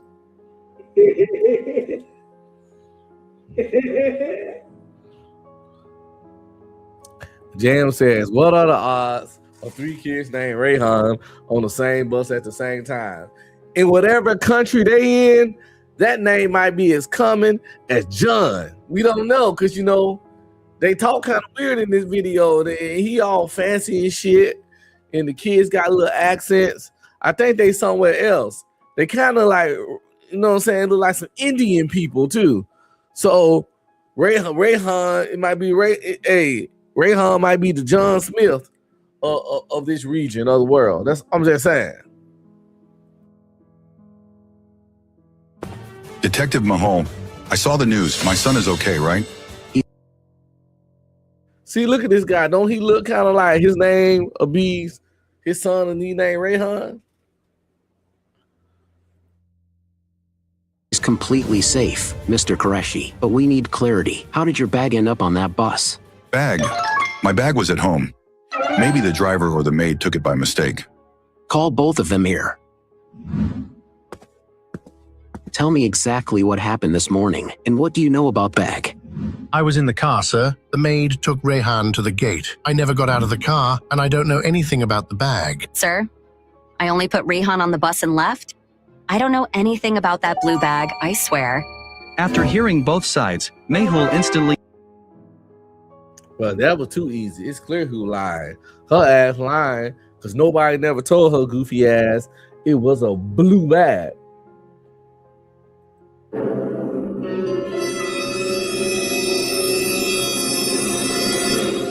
It's another case of trying to prove you're innocent so much that you add shit that you wasn't even fucking asked or told.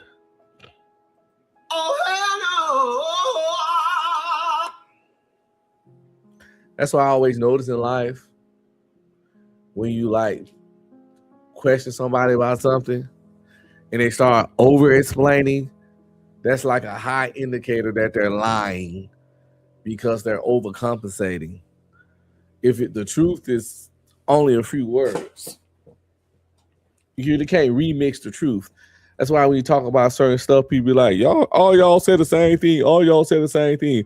I'm tired of these talking points. I heard that 1,000 times, blah, blah, blah, blah. Of course you heard it 1,000 times or something extremely similar, because the truth can't be remixed. Up is up, down is down, left is left, and right is right. It's not a lot of ways to remix that shit.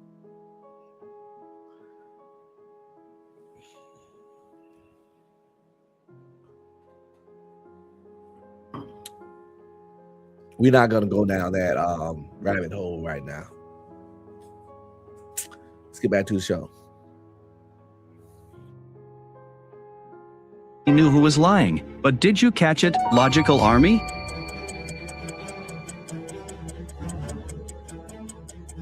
You said you know nothing about the blue bag, but I never told you its color. Well, wait. I was just telling you what I knew, sir. A lie only works as long as logic allows it. Tell the truth. Who told you to put that bag on the bus, and why? Sir, I lied. A man came to me. He gave me a small device and 10,000 rupees. He told me, put this in Rehan's bus. I didn't understand how to Sold a little homie off for 10,000 rupees. Or rupees. The fuck is a rupee? You can't make this shit up. You can't make this shit up. Let me see. 10,000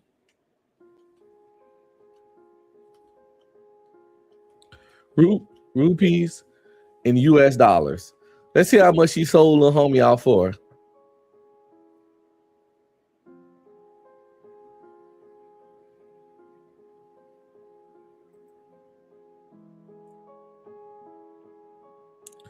She sold little homie out for $107.54.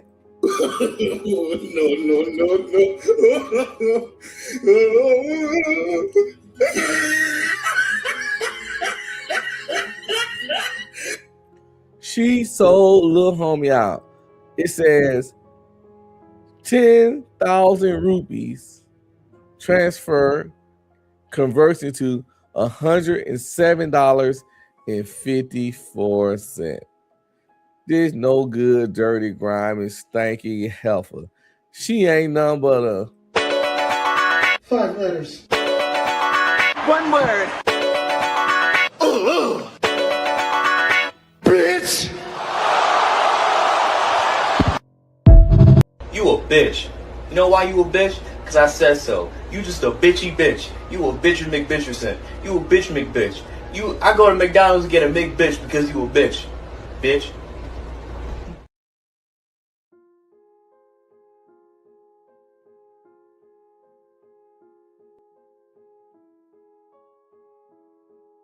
How's it? Tell the truth. Who told you to put that bag on the bus, and why? Sir, I lied. A man came to me. He gave me a small device and 10,000 rupees. He told me, put this in Rehan's bus. I didn't understand how to install the device, so I just slipped it into a bag and left it near the bench. Do you remember the man's face? Any mark? Anything? I didn't see his face properly. He had a mask on, but there was a tattoo on his hand. A small anchor-like mark. An anchor tattoo, small, on the right hand. Logical Army. Remember this detail. Not everyone has a tattoo like that. It's a solid lead. How did the payment happen? Cash or transfer? Sir, he paid me. By the way, they need to be taking this hoe to jail. I hope she's getting arrested, because she still took some money, or at least fired. She still took some money from a random man in a mask to plant a device on the bus of the kids she's supposed to be watching.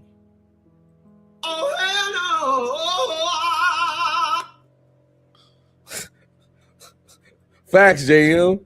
Jen said, what if that was a bum? She dumb as fuck.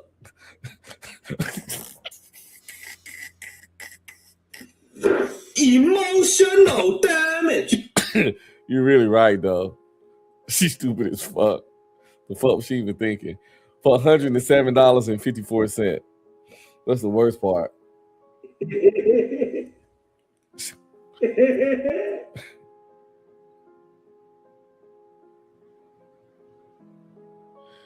She finna risk it all. for that money. In cash, sir. Handed it to me and left. Mr. Qureshi, a direct question. Why would someone want to kidnap your son? What do you actually do? Sir, I'm just a simple man. I run a small fruit and vegetable stall in the market. That's it. Logical army. He's lying. Why? How did I know? Can you guess?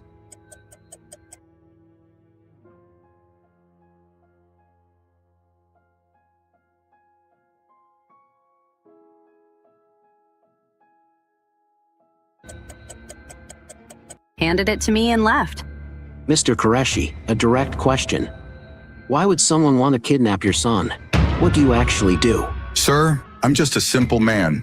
I run a small fruit and vegetable stall in the market. That's it. Logical army. He's lying. Why? How did I know? Can you guess? He got a maid. He got look like a nice house. And yeah, what JM says. Okay.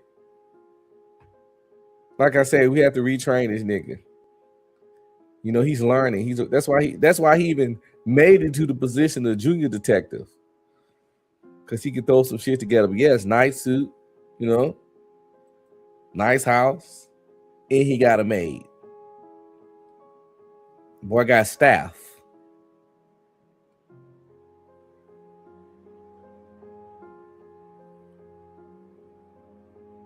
Yeah, it ain't making no sense. And he got security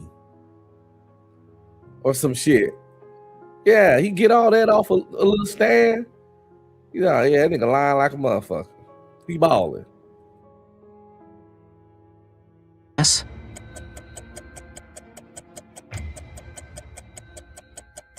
Mr. Qureshi, stop lying. A fruit and vegetable seller doesn't live in a luxury bungalow. The moment I stepped through the gate, imported SUV, foreign security cameras, a private guard, it was obvious. That's not a regular shopkeeper's life. When people hide what they really do, the reason is always the same, guilt or fear. Tell me honestly, what do you really do? Sir, I used to deal in antique robbery, rare coins, statues, old temple items. I imported and exported them illegally. Made a lot of enemies back then, but I swear I stopped all that. This bungalow was built from that old money. I think, Mr. Qureshi, your old enemies have reached your son. Mr. Qureshi, did you have any old partners? Did this nigga just confess to years of crime and old boy just glazed by it? It don't matter if you stop. It ain't do that shit no more. Nigga, I'm a police officer and you just told me that you did all this shit.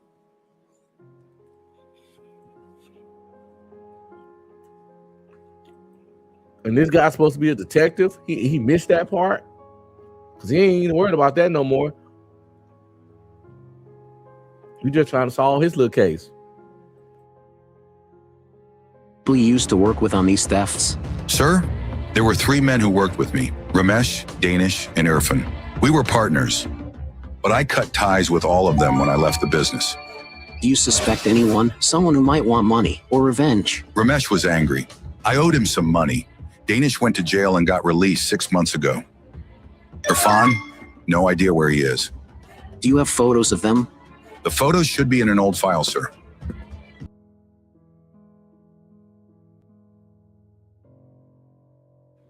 My bad. I hit the wrong button.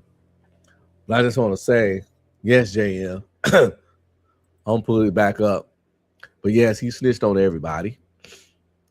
Also, it's another person standing in that room with him. Him and that fucking maid both need to be getting handcuffed. They just talking to these motherfuckers. She done took bribe money to implant a device on a fucking school bus. And his ass just admitted to being a fucking drug artifact smuggling fucking black market ass crime lord ass nigga down there for years. Who pretty much was like, but I don't do that no more. And that's supposed to be the end of it all, right? The end of everything. Yo, while I pull up this video, What's up, nieces and nephews? Don't forget to like, subscribe, comment, and please share.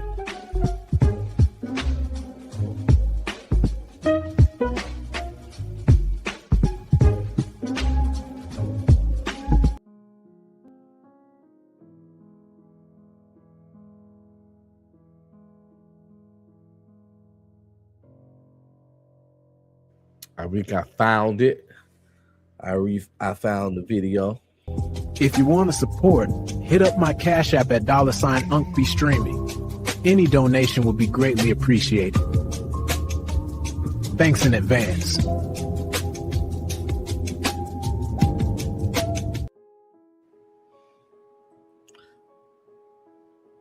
Just gotta get to the right spot.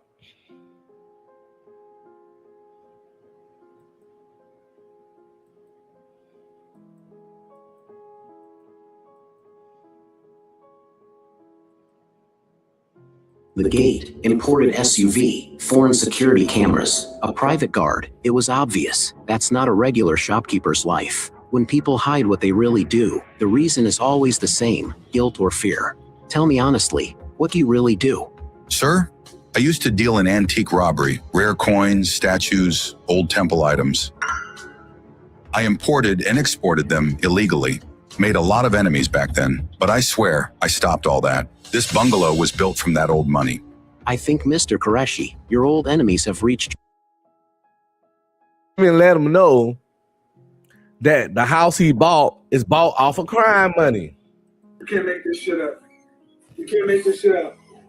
And this detective right here ain't worried about none of that shit.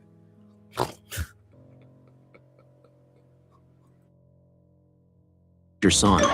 Mr. Qureshi, did you have any old partners? People you used to work with on these thefts? Sir, there were 3 men who worked with me, Ramesh, Danish, and Irfan. We were partners, but I cut ties with all of them when I left the business. Do you suspect anyone? Someone who might want money or revenge? That boy snitched so goddamn fast. That boy gonna win the snitch Olympics. Damn! Boom, bam, bop, bada bop, boom, pow. I ain't yo. I ain't even know a nigga can snitch that quick. That was some rapid fire snitching. That nigga had snitching on the hair trigger. That nigga got a fucking what's the little things the kids got these days? The YNs. A switch. That boy got a switch on his snitching. Facts. The damn detective talking to Pablo Escobar and worry about a jaywalking case. He got an international artifact criminal right there in front of him that the FBI probably looking for, and he worried about his little bullshit case.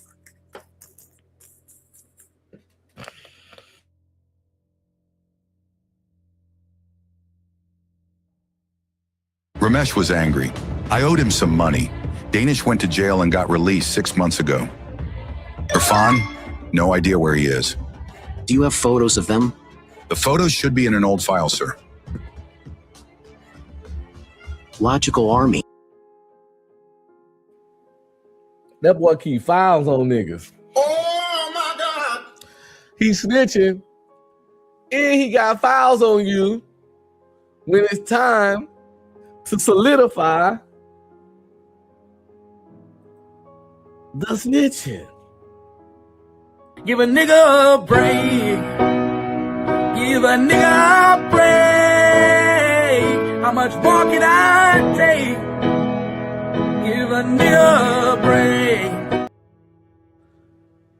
This nigga getting shadier and shadier as the video goes on.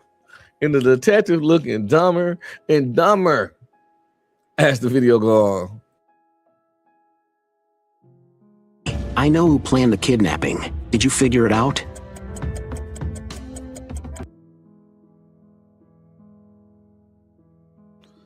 Yeah. The nigga with the tattoo on his wrist of the anchor. Think I'm gonna forget that shit that quick, yo? I'm fucking detective. No.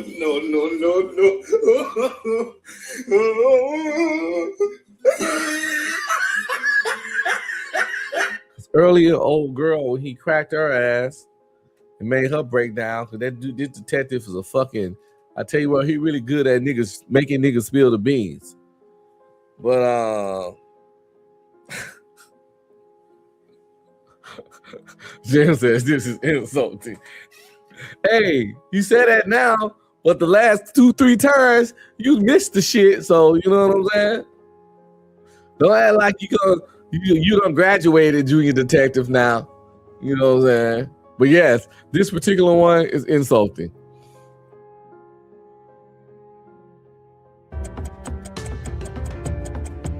This man's hand, anchor tattoo. Is this the same tattoo? Yes, sir. That's the same tattoo. Sir, this one is Danish. He recently got out of jail. We need to catch him. Give me his address.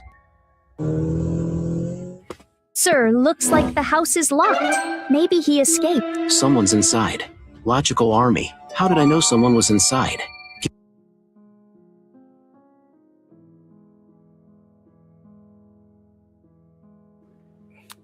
Cause this criminal blows and it's a window open and footprints going towards the window as if they're going in, and he left the window open to make it obvious that he that he walked in the window. And I'm gonna leave this shit wide open to solidify the fact that I came in through the window. Gotta let the world know, yo. I'm crawling in through this motherfucking window. Look at me. Let me leave some physical evidence ASAP.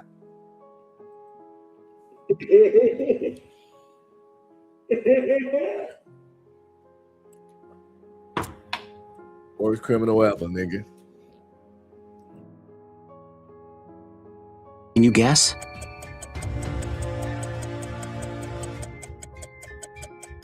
Side window open, footsteps below it. Stay back, detective. This is my revenge. You can't outrun.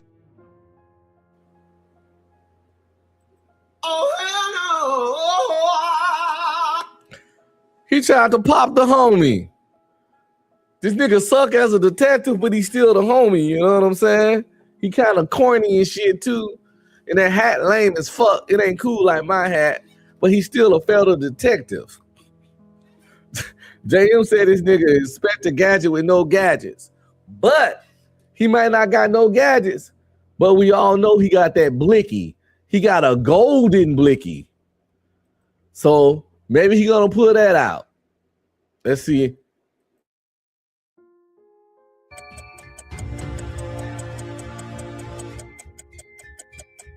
Side window open, footsteps below it. Stay back, detective. This is my revenge. You can't outrun logic. Danish.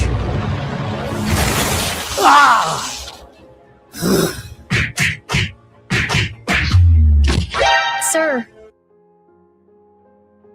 This episode 2, by the way. So maybe because we haven't been watching them in order.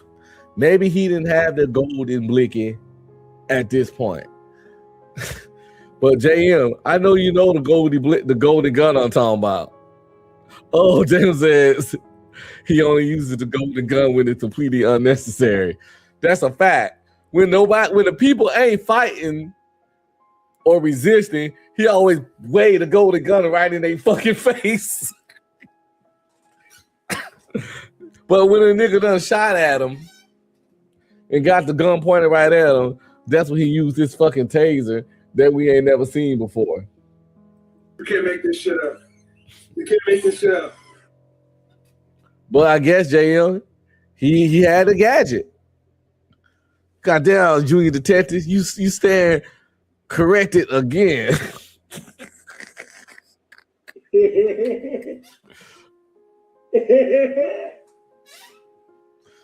Come on, man. You got to do something.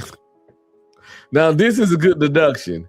We ain't got no full proof of it yet, but we're going to keep this on the back burner for you so we can verify this particular evidence as the investigations throughout the time I do these mystery shows, as the investigations continue.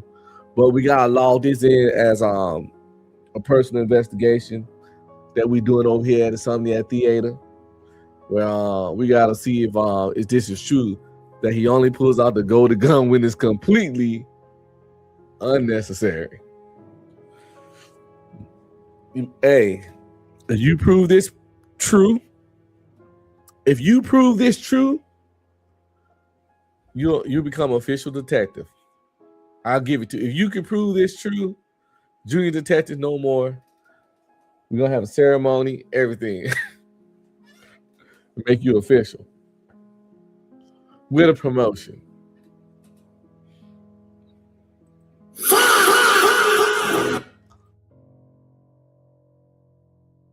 Are you okay? A bit of logic and a quick gadget shock. That's all it took. I wanted revenge. Oh, by the way, I was doing all that talking, and I addressed something that was even more important than the stuff I was saying. That nigga Detective Mahul got some hands, nigga.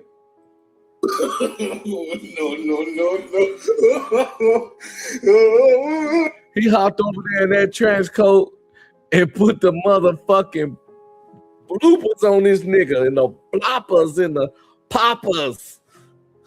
He put the fisticuffs with the spin kick on this nigga. He hit that nigga everywhere but under the feet.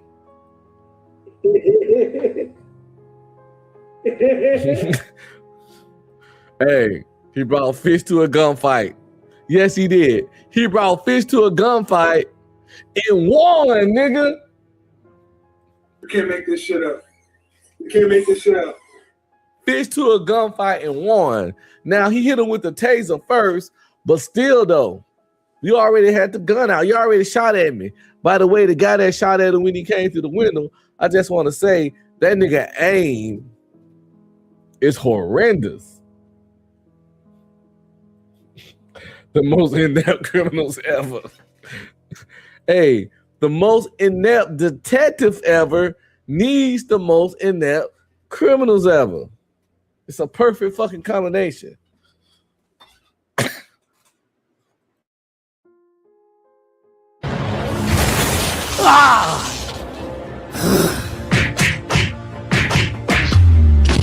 Sir, are you okay? A bit of logic and a quick gadget shock. That's all it took. I wanted revenge. Qureshi sent me to jail. Hurting a child doesn't settle any score. Danish. You planted the GPS, hacked the CCTV, but in the end, logic still caught up to you.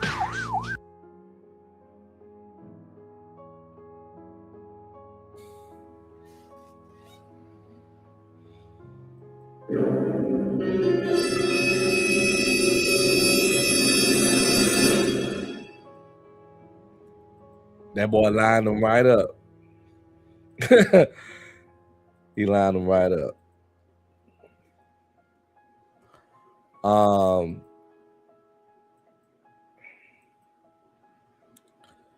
Before I get up out of here, I just want you guys to, and also to replay game, to go follow my new channel, AI Symptomatic Revolt. It looks just like that. Type it in just like that.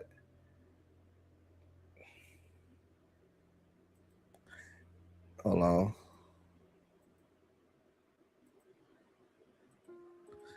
AI Cinematic Revolt. Type it in.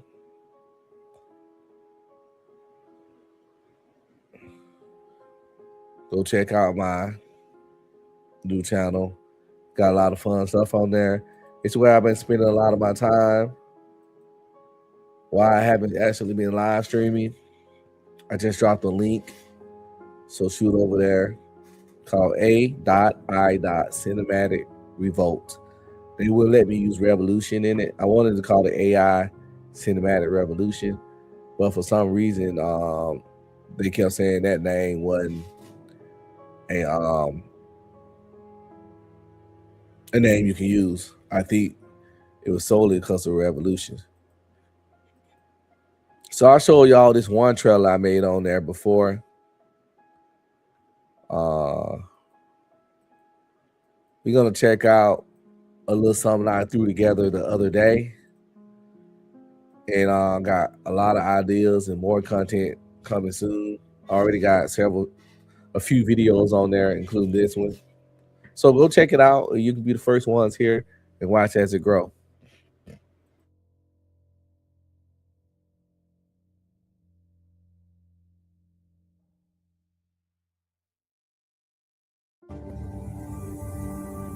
What the? Take me to your leader. Are you sure?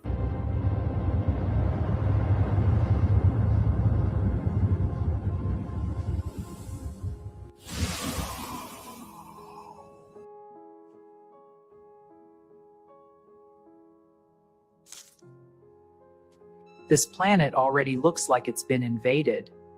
You need a ride back?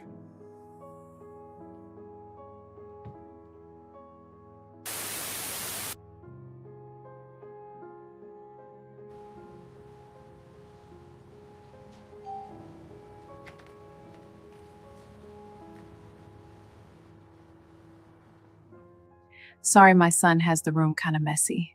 It's cool. Where is little man? What's up, bitch nigga?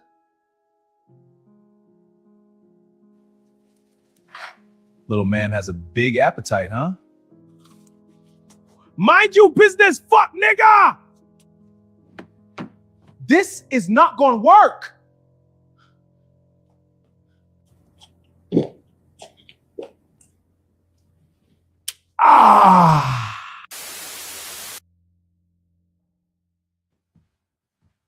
Girl, we gonna kill it today. You know mama loves you. So my apartment is right around the corner if you want to come up and just chill.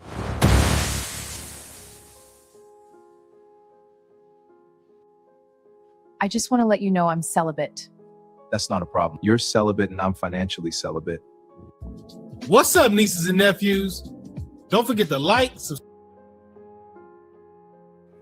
So yeah, that's gonna be some of the kind of content that y'all be able to get over here on AI Cinematic Revolt.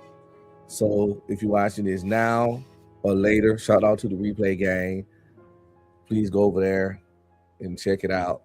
If on this channel, I have posted a community tab from these videos, and you could definitely go check out. I can't believe that is gone. I do. I make move. I got two playlists right now. One called movie trailers, and I got 3 movie trailers in it. And the other one I just made for the called comedy skits, and that's why I make these kind of videos with the little skits like the one y'all just watched. This is one of my trailers. I don't know if I showed y'all this, but I don't know. I can't believe that is gone. Yeah, bro, it's crazy. You ready to do this? About as ready as I'm gonna be.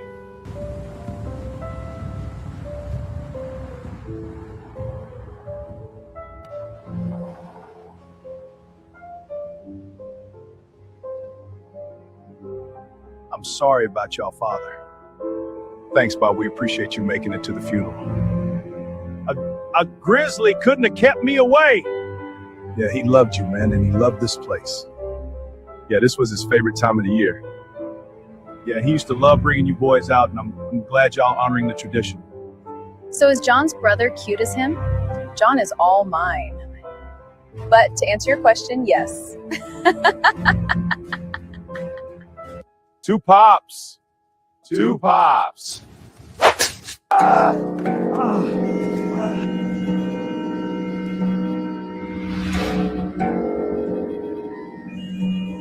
This way, let's go! Oh my god! Oh my god! What the fuck is going on?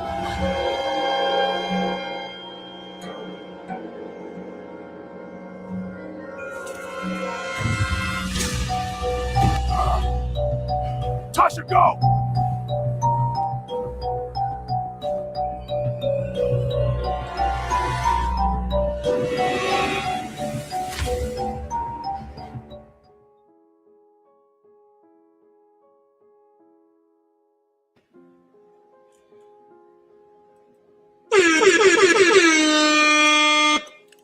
I'm big up my own shit. I put a lot of work into that.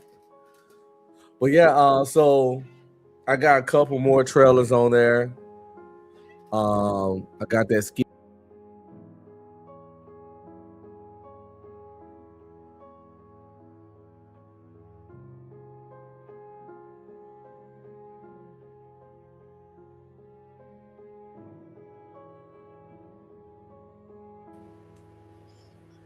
My bad, I hit the wrong button again.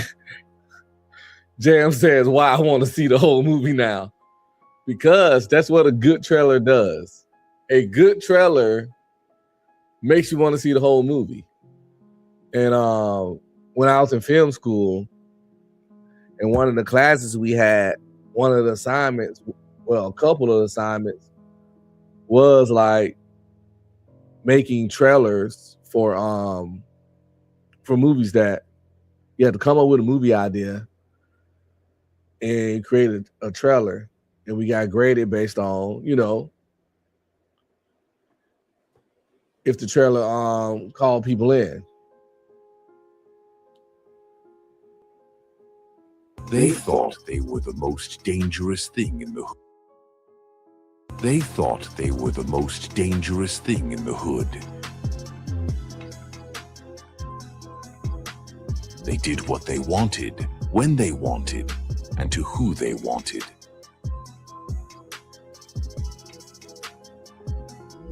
They thought the streets were theirs.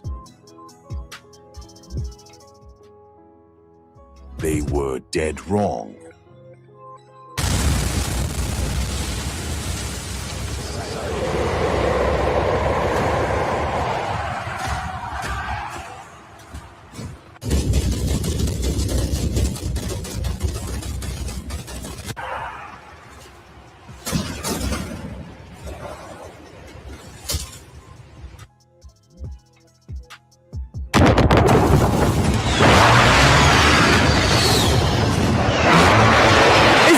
Zombies in the fucking hood!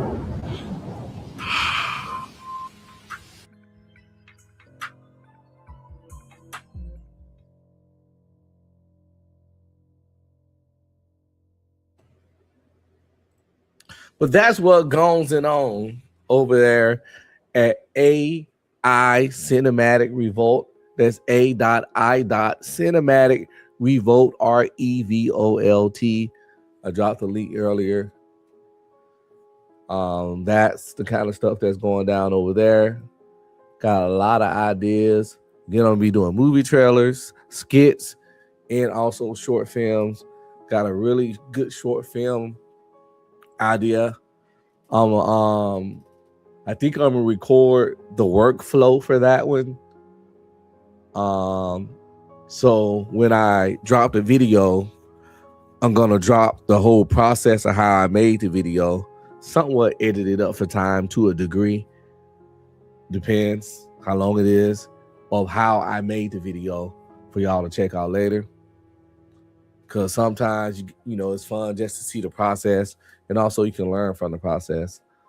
But it's definitely a workflow, a little format that I got that can, if I show you my workflow, it'll I can't help you have an imagination or be creative, but whatever ideas you do have, it'll allow you to lay those out there on the basic workflow that I'll show you all. But that's what's going on over there. Again, I dropped the link. And over there, AI Cinematic Revolt.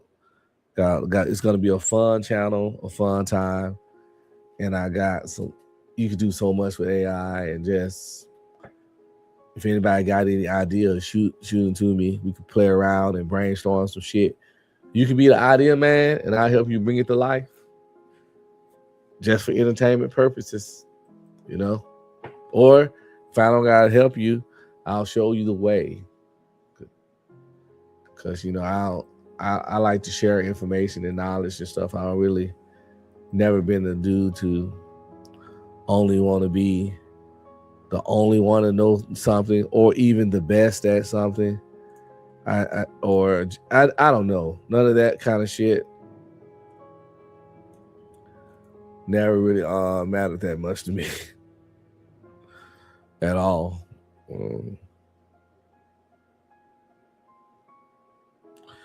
It's weird because I grew up in sticky situations. You know what I'm saying? We was broke. It was shit going on. But it's a whole lot of like insecurities and stuff that I should have had that I just didn't have. It's financial insecurity, and it's just that's a bunch of shit that I've heard stories of people with similar childhoods as me that have problems that I don't know. I just don't got. I'm glad I don't. I ain't wishing for them and shit. You know, problem is a problem. But sometimes I try to think like, why? I don't know. I ain't saying I'm like mentally like tough and no shit. I don't know. But as you can see, the eatables done kicked in because now I'm philosophizing. So when a nigga start philosophizing on YouTube and getting introspective into his past and things like that, that's when you pretty much know time to get up out of here. Jesus. Type shit.